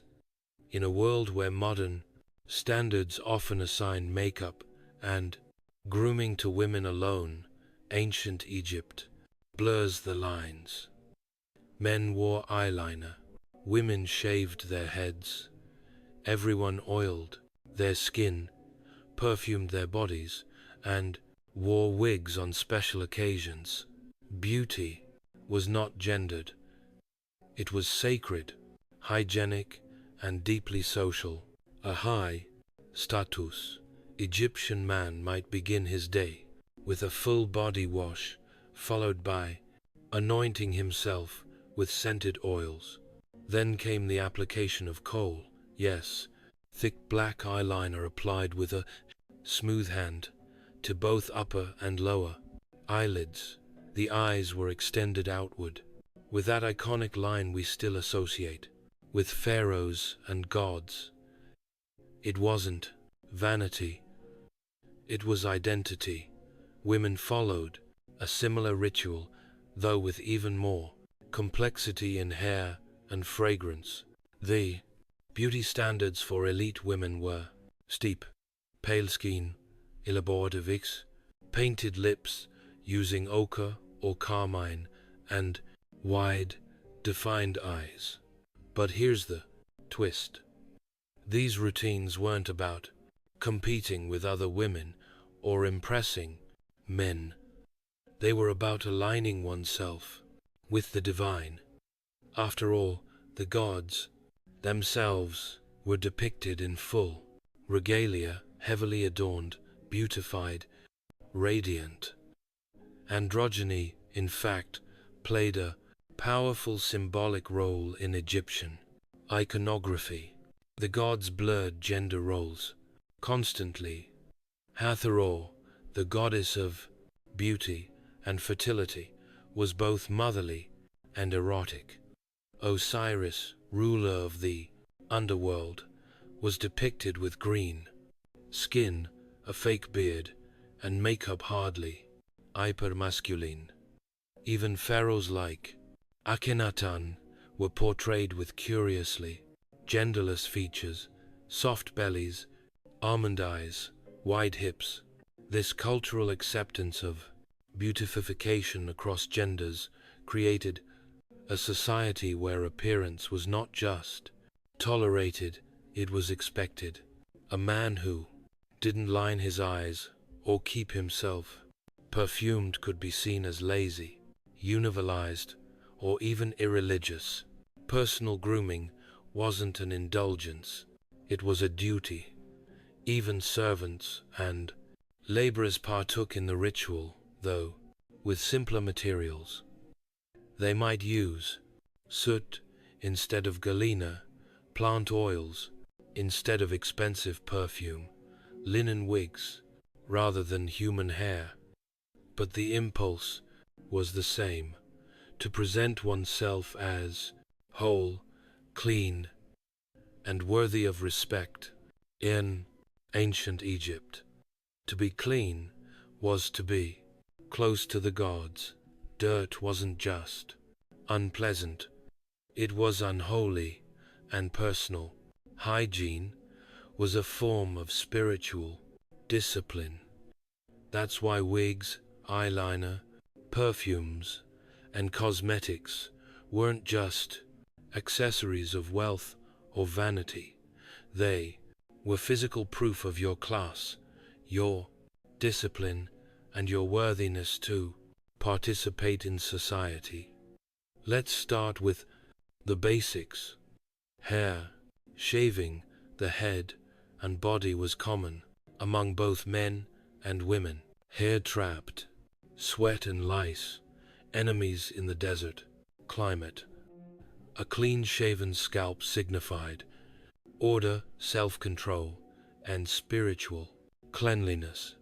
That's why priests who served in temples were required to shave completely and bathe multiple times a day.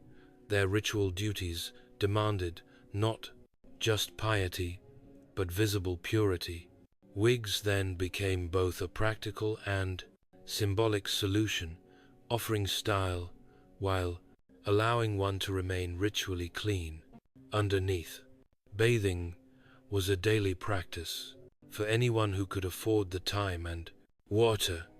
The wealthier you were, the more elaborate your hygiene routine. Wealthy households had footed basins and servants who poured water scented with lotus or rose petals over your body. You'd scrub yourself with natron, a naturally occurring mineral salt that served as soap, and follow it up with a generous application of oil to keep the skin supple. Your fragrance, too, told others how much you were worth. A cheap oil made from castor or moringa might get you through the day, but frankincense, cinnamon, or lotus oils, those marked you as someone of distinction. To be clean and perfumed was to be respectable. To be unwashed or smelly wasn't just a personal failing, it was a social scandal. And what about your eyeliner? The quality of your coal, how finely it was ground, what minerals it used, and how artistically it was applied was another visible marker of class. Sloppy lines or cheap materials would betray you immediately. A nobleman's coal case might be made of ivory or alabaster, a laborer's carved roughly from clay or wood. Clothing, too, reinforced these hygiene signals. Light white linen was preferred, clean, breathable, and symbolic of purity. Stains or unwashed fabric suggested laziness or low status. In ancient Egypt, beauty wasn't just for the living. It followed you into the afterlife. The same coal, wigs, and perfumes that signaled cleanliness, class, and devotion in daily life were carefully included in tombs to accompany the dead. Death to the Egyptians was not the end. It was a transition, and you were expected to look your best when meeting the gods. tomb paintings and grave goods reveal just how deeply beauty rituals were tied. Towery practices, elite mummies were buried with jars of cosmetics, coal, pots, wig boxes, mirrors, scented oils, and even combs and razors. In some cases, the deceased was depicted on the frieze coffin itself with elaborately painted eyes and perfectly styled hair, often wearing a ceremonial wig adorned with gold or lapis. The message was clear. The soul should arrive in the next world, clean, composed, and divine. Priests who prepared the body performed rituals that included cosmetic application. They painted the eyes with black lines, re-anointed the skin with oils, and sometimes even fitted the deceased with a wig before wrapping the Toman body in linen. The intention was twofold: preserve the body and elevate the spirit. Beauty here wasn't just ceremonial, it was transformational. The opening of the mouth ceremony, one of the most vital rites for the dead, symbolically restored the senses, sight, smell, speech, to the departed soul. The beautifully lined eyes of the deceased were not merely symbolic, they were meant to see again in the afterlife. The perfume cones and sacred oils helped the spirit smell the sweet air of paradise, and the polished mirrors ensured the dead could admire their own perfected form for eternity. Even gods of death and protection were depicted as beautiful. Anubis, the jackal-headed embalmer, appears with black-lined eyes and sleek idealized features. Isis and Nephis, protectors of the dead, were always shown with perfect hair and divine cosmetics, models for both the living and the dying. For Egyptians to be well groomed in death was to show respect to the gods and signal readiness for rebirth. To decay, to stink, to appear unkempt. These weren't just physical failings, they were spiritual ones. Beneath the elegance of ancient Egyptian beauty, rituals lay a world of practical tools, well crafted, ritualized, and surprisingly sophisticated.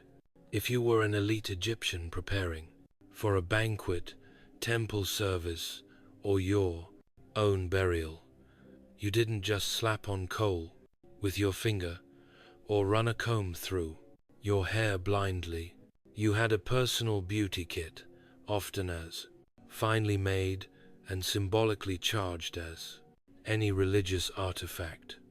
Let's start with mirrors, made from polished copper or bronze. These handheld discs gleamed enough to reflect the face clearly, at least for those who could afford them. These mirrors often had ornate handles, carved from wood, ivory, or fiancé, and shaped like gods, lotus stems, or protective deities. Gazing into one was not just about vanity, it was a reminder of order, symmetry, and divine harmony. Kohl applicators were another essential. These were not flimsy brushes, but thin rods, sometimes carved from bone, ivory, or metal, designed to dip into stone or ceramic pots filled with powdered galena or malachite. The act of lining one's eyes with these tools was often meditative, precise, and done with great care. Some of these applicators were so treasured they were buried with their owners. Wig combs were flat, wide, and made from carved wood or ivory, designed to gently untangle intricate braids and curls of elaborate wigs. Wealthier individuals had full grooming kits that included razors for shaving, tweezers for plucking stray hairs, and even scent jars designed to hold various fragrant balms. Some high-ranking women even had servants, whose sole job was maintaining wigs and mixing personalized perfume blends, cosmetic palettes, slabs of stone used to grind and mix pigments were part of nearly every household. Even children's tombs sometimes contained small palettes, indicating how early beauty rituals began. The famous Nama palette, one of Egypt's earliest archaeological finds, shows cosmetic tools already present at the dawn of Egyptian civilization, blending politics, ritual, and aesthetics into one stone. These tools weren't hidden in drawers. They were proudly displayed, often decorated with animal motifs or inscribed with protective spells. They served as reminders that beauty wasn't separate from life. It was central to it. You weren't just painting your face. You were participating in a sacred art form using tools blessed by centuries of tradition.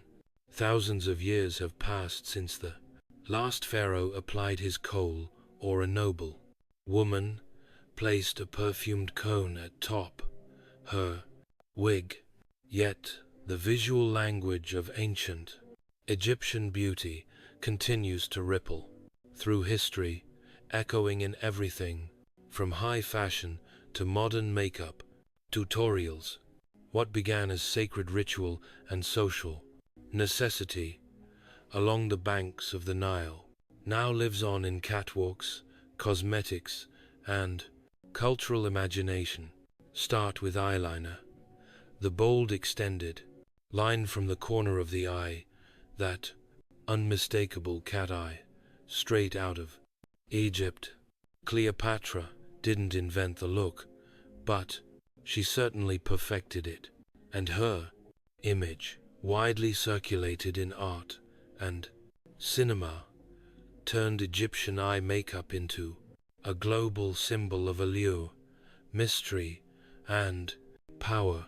Today's eyeliner trends, whether high fashion or everyday glam, still chase that same elongated, dramatic form, born in the temples of Hathor and the tombs of queens.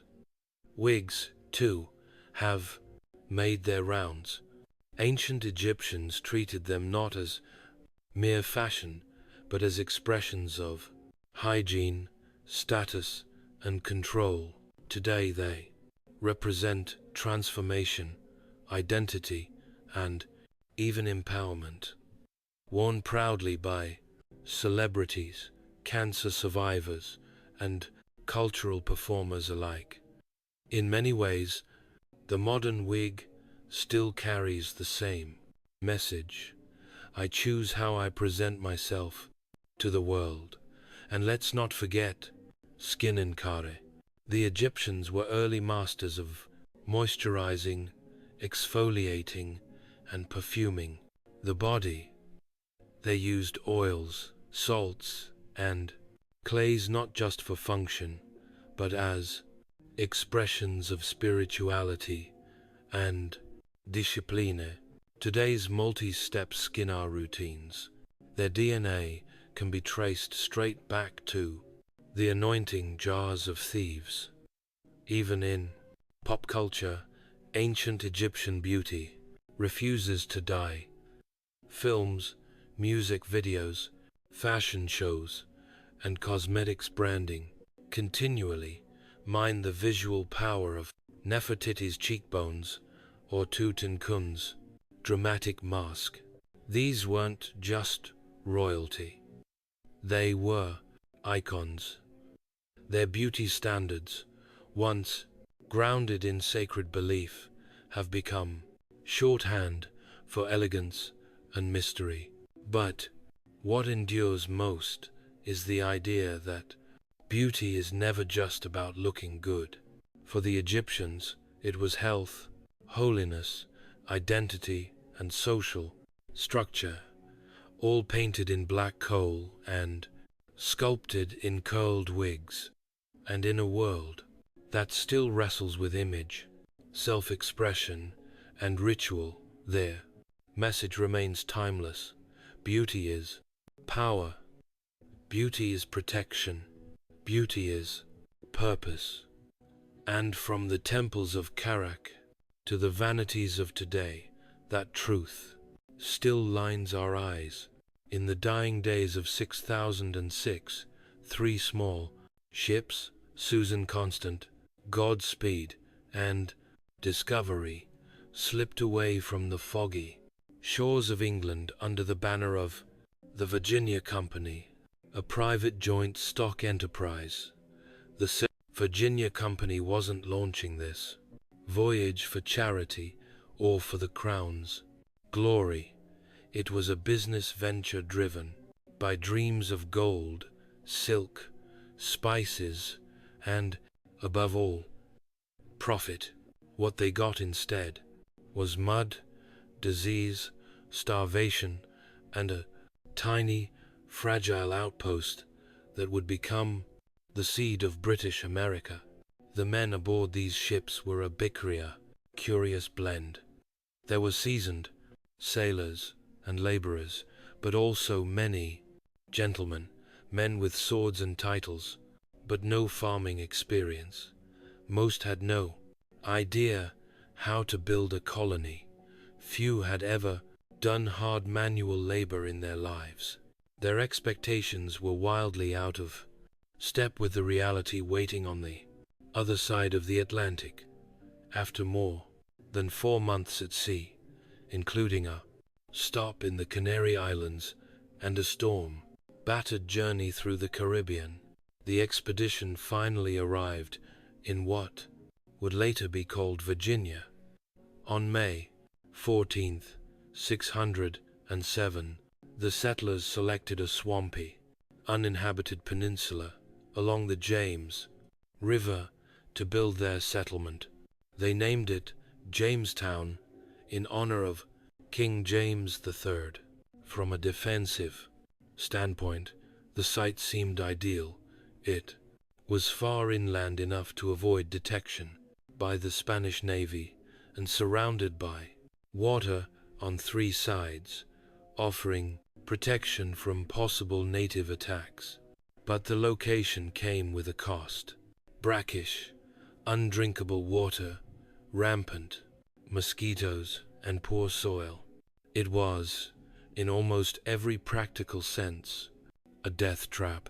Still, they unloaded their supplies and began constructing a wooden fort. The settlers had little idea what awaited them: harsh summers, freezing winters, and a thin supply line stretched across the ocean. Within weeks, illness began to spread.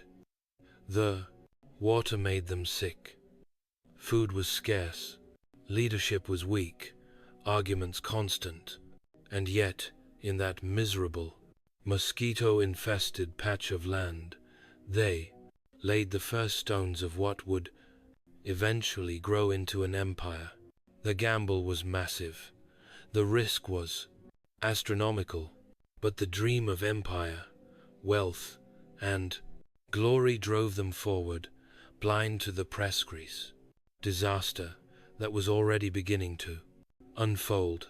Jamestown had been founded, but survival, that was a whole other matter. From the moment the settlers set foot on Jamestown soil, death began its slow, relentless march. The land was lush with promise, but the reality turned cruel. The water was brackish, too salty to drink safely, and too polluted to support life. Crops failed to grow in the sandy, marshy soil, and the men, mostly unused to hard labor, were not prepared to farm, fish, or hunt effectively. Within weeks, dysentery, typhoid, and malaria began to spread. Food supplies ran low almost immediately. Their original stockpiles, brought across the Atlantic, were never meant to last through an entire year. The settlers had counted on regular resupply ships and perhaps some quick local harvesting. Neither materialized. Most of the colonists were gentlemen or craftsmen, not farmers. They lacked the knowledge to grow crops in a new climate, and too many refused manual labor altogether, considering it beneath their station. The summer of 6007 was punishingly hot. Disease ravaged the population. Insects were everywhere. Drinking water from the river only worsened their condition. As hunger grew more desperate, the settlers turned to increasingly grim measures. They boiled leather for broth. They scavenged for roots, acorns, and even snakes and rats by the winter, known grimly as the starving time. The situation turned horrific. That winter, the colony was under siege, not by Native Americans, but by nature and their own hubris, with Captain John Smith injured and gone, and tensions with the Powhatan Confederacy worsening. Trade came to a crade halt. The settlers were effectively trapped behind the wooden walls of their fort, surrounded by hostile forests and freezing temperatures. Eyewitnesses reported unthinkable acts. The colonists resorted to cannibalism, exhuming corpses and boiling human flesh to survive.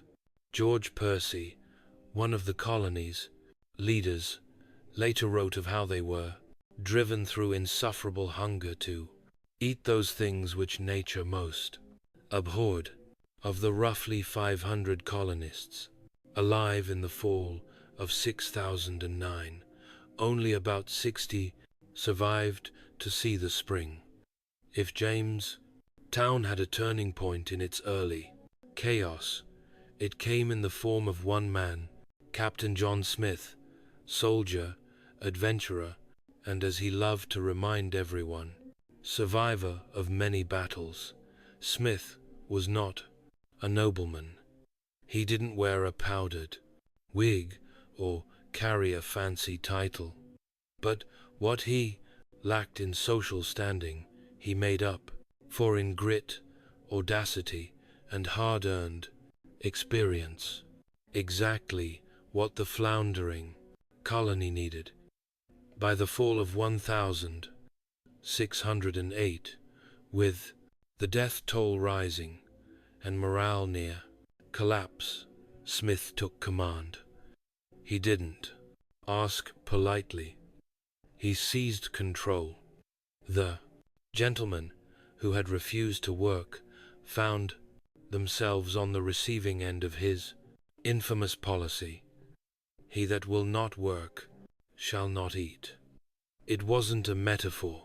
Smith enforced labor, dividing the settlers into work gangs for building, farming, and securing firewood. No one was exempt, not even the gentleman. Starvation had no respect for social rank. Smith also recognized the necessity of building relationships with the surrounding Powhatan tribes, where others had treated the natives with suspicion or hostility. Smith brought diplomacy backed by force. He traded copper pots and beads for corn and grain, using gifts, threats, and strategic shows of strength to secure food. These exchanges weren't always peaceful, but they often worked. In a time when famine haunted every meal, Smith's ability to secure supplies kept the colony from total collapse.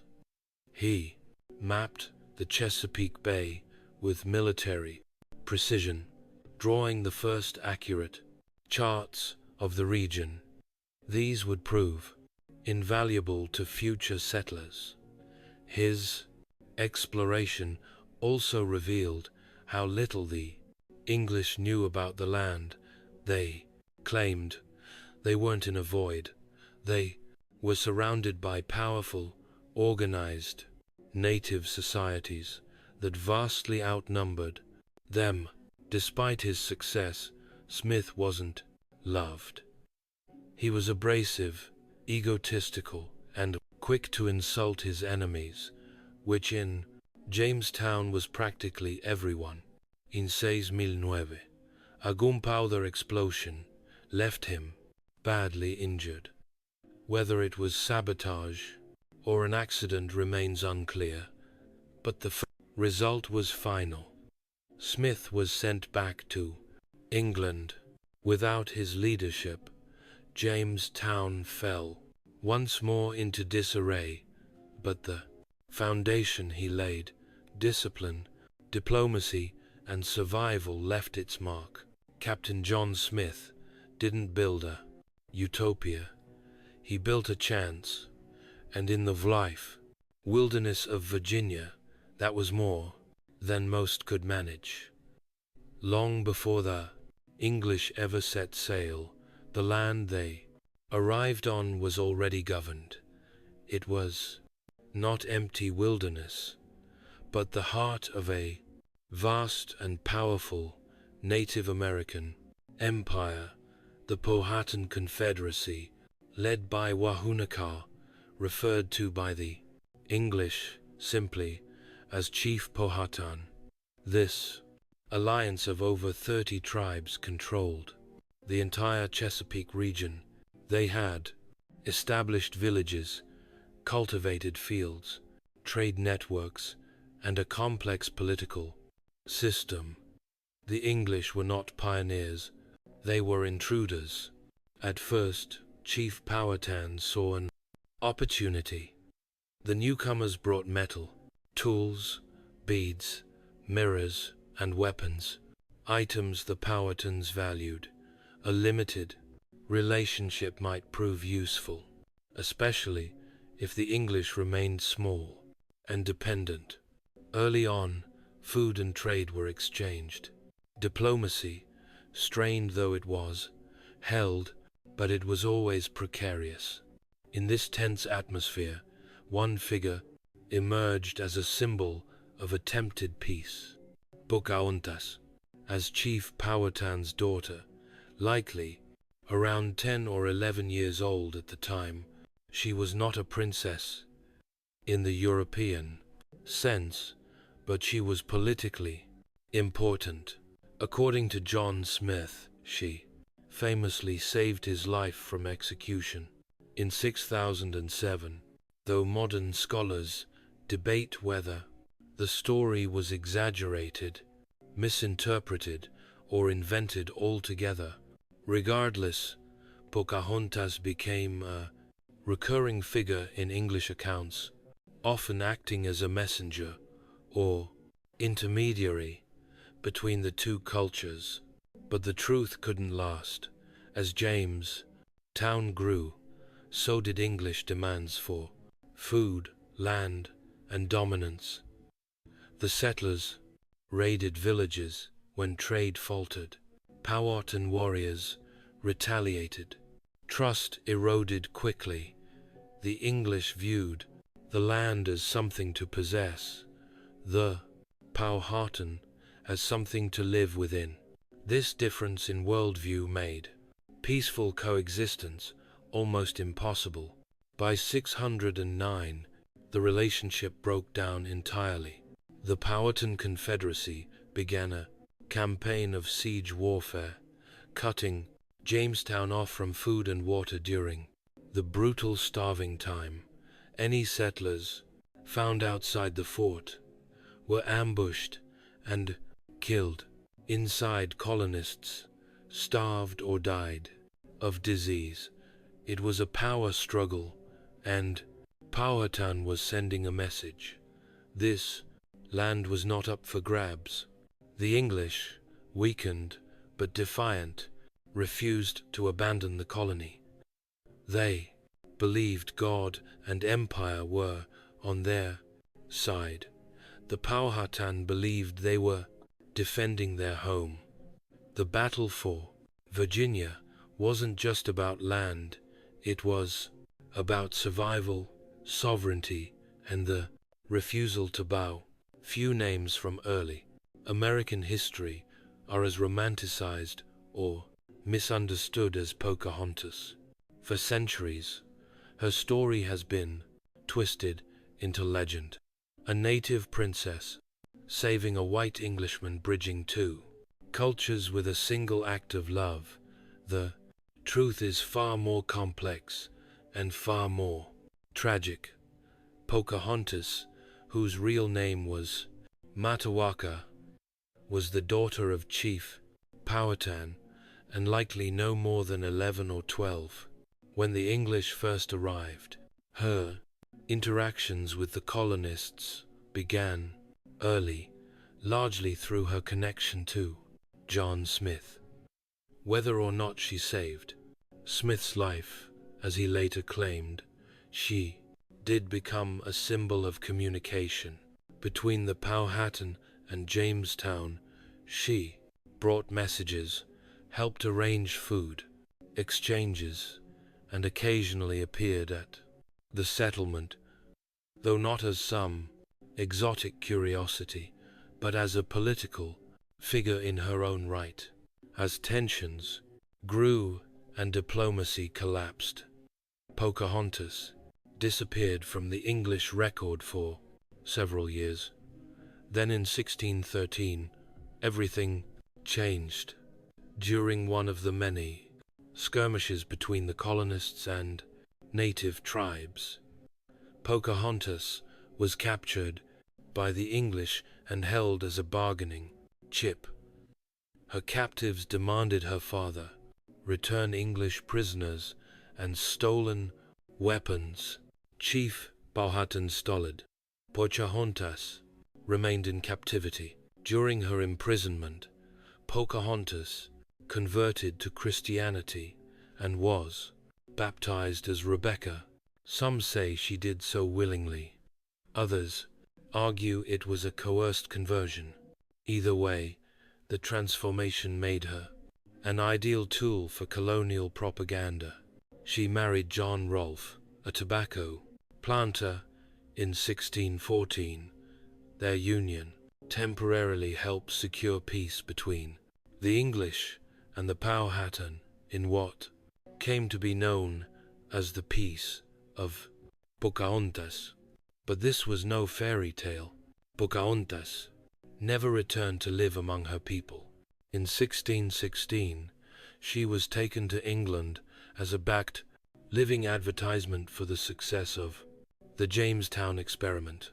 She was paraded before nobles and King James himself, dressed in English gowns, speaking their language, her identity overwritten by colonial ambition.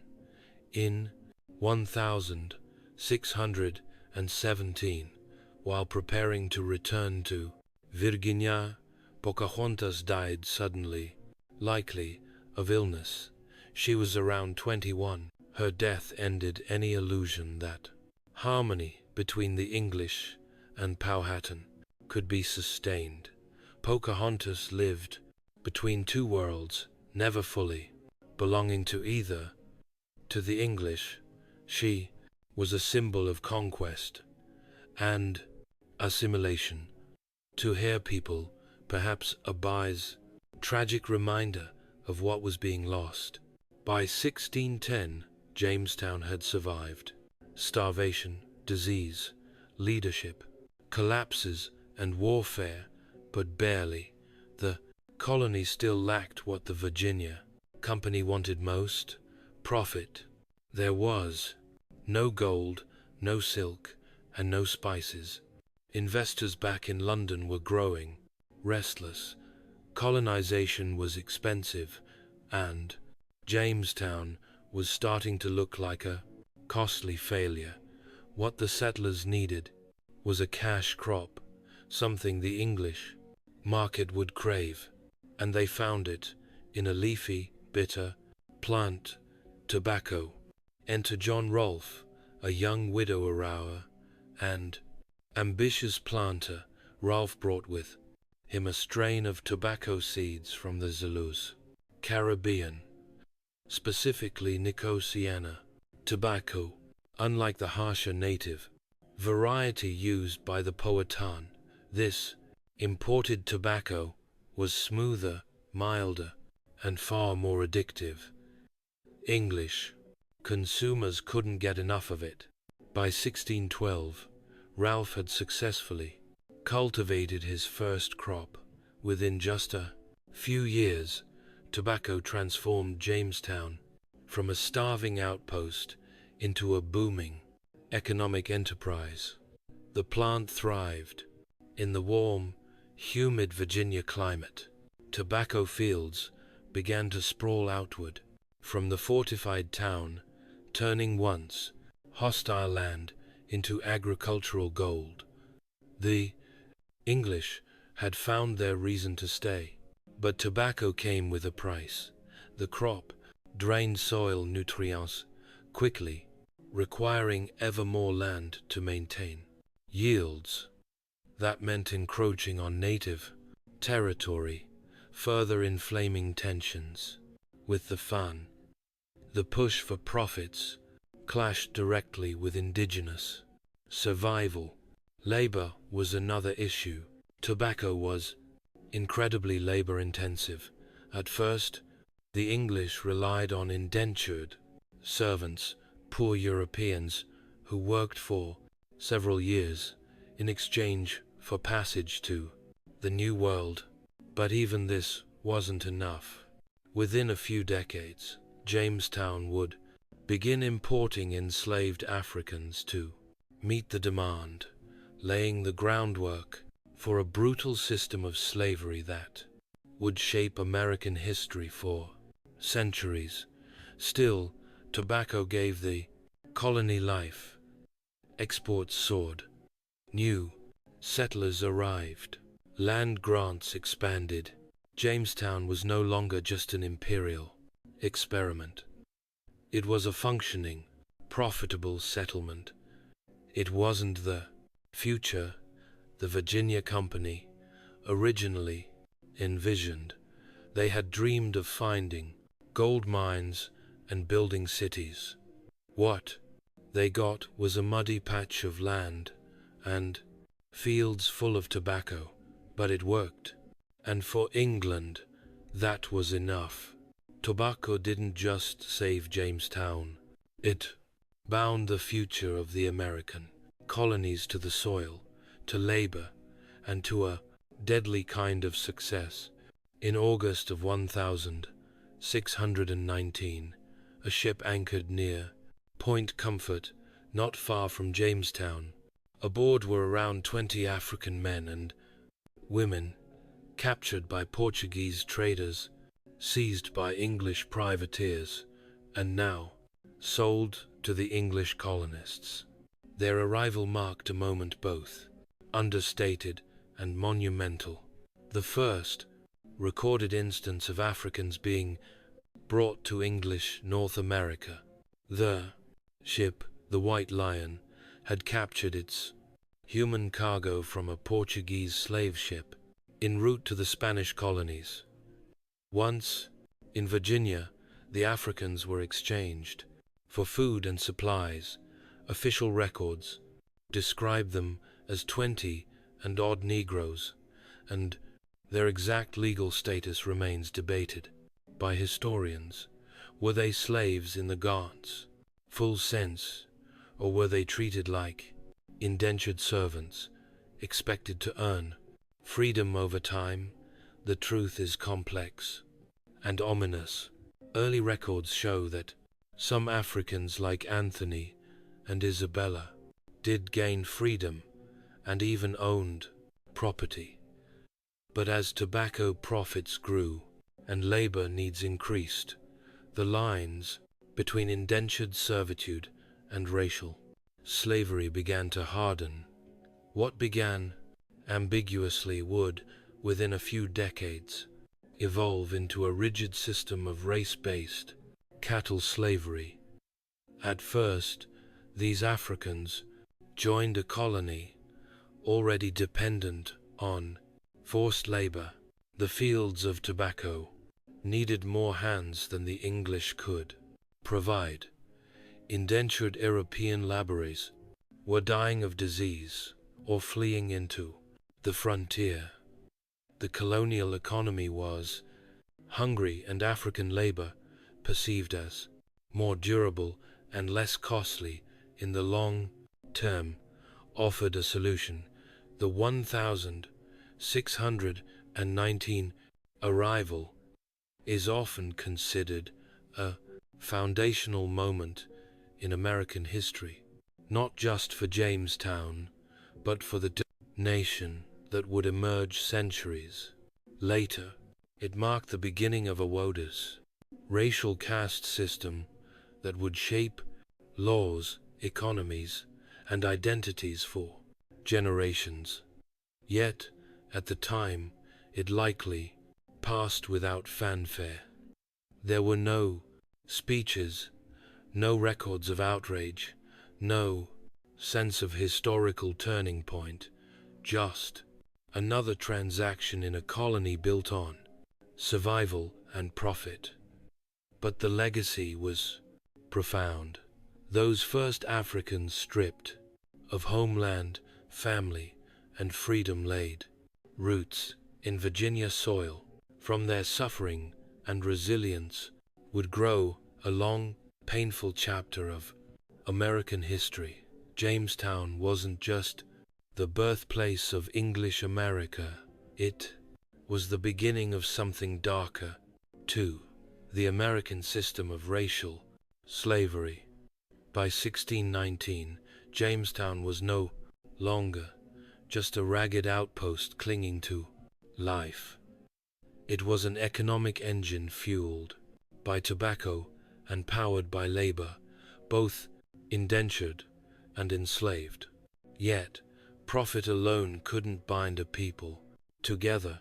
When the Virginia companies, distant managers in London, ignored colonial needs, the settlers demanded a voice. What they got would shape representative government in English America. In July 1619, Governor George yearly convened the First General Assembly at Jamestown's church, calling together 22 elected burgesses from various settlements along the James River.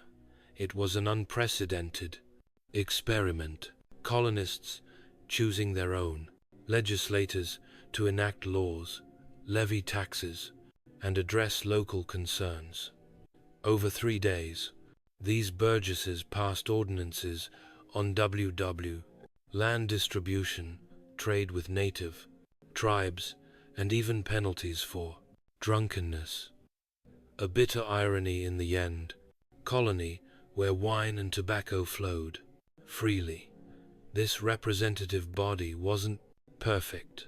Voting was limited to free male property holders, landowners, or those with a certain tobacco yield. Yet it established a principle: political power derived from consent, not just royal decree. When new settlers objected to unfair taxes or arbitrary arrest, they appealed not to the company's distant directors, but to their elected burgesses. Jamestown residents now had a mechanism to protect their interests if they could only keep it alive amid crisis. Trouble arrived swiftly. English reinforcements failed to arrive. In 1622, and the Powhatan Confederacy launched a coordinated attack that killed a quarter of the colony in a single morning. The General Assembly reconvened at Smith's 100, debating emergency, measures for defense and welfare. They authorized militias, regulated trade, licenses, and organized food stores. The Assembly became not just a legislative body, but a lifeline. Yet, the Virginia Company's mismanagement persisted. Reports of misused funds, high mortality, and intermittent supplies angered King James I. In 1624, he dissolved the company's charter and proclaimed Virginia a royal colony.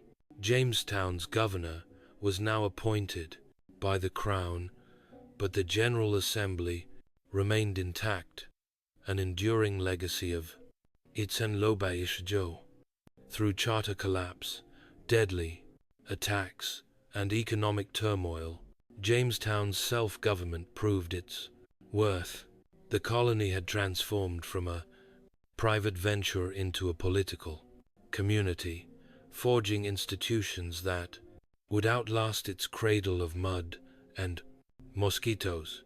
As tobacco fields expanded and new settlers arrived, the idea that ordinary colonists could elect representatives became woven into the DNA of English America, a seed planted at a battered church in Jamestown, ready to bear fruit in the centuries to come. By the mid-620s, Jamestown had evolved far beyond a struggling outpost into something entirely new.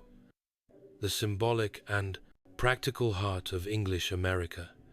Yet, its survival had been brutal.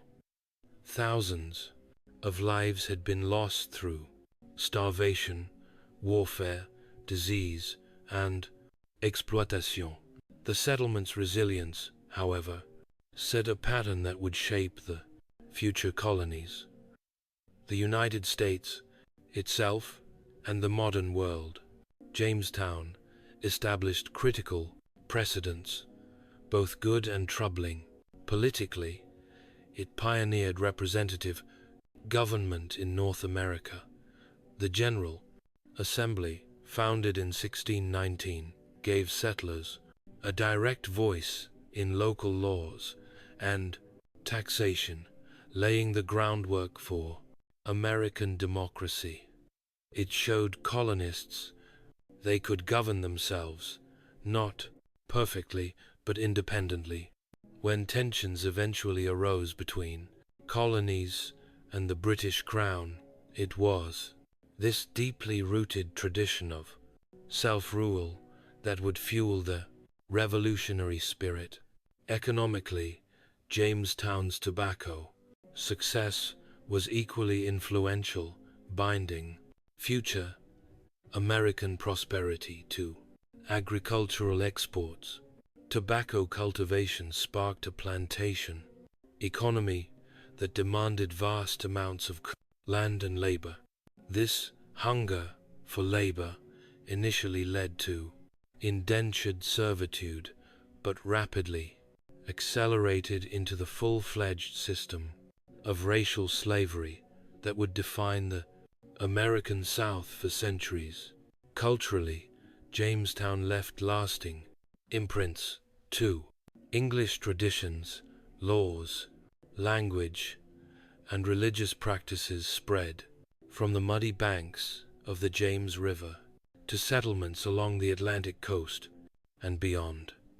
Yet it also fostered a culture of violence and racial division, embodied by conflicts with native peoples and the exploitation of enslaved Africans.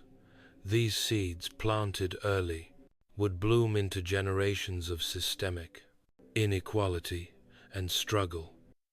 The Powhatan people paid perhaps the heaviest price. Within decades, disease and conflict decimated their population, destroying an entire way of life.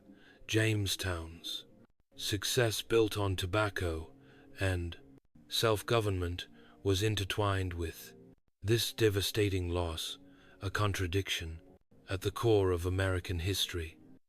Today, Jamestown is remembered not as a simple triumph, but as a story of survival, courage, greed, oppression, and innovation.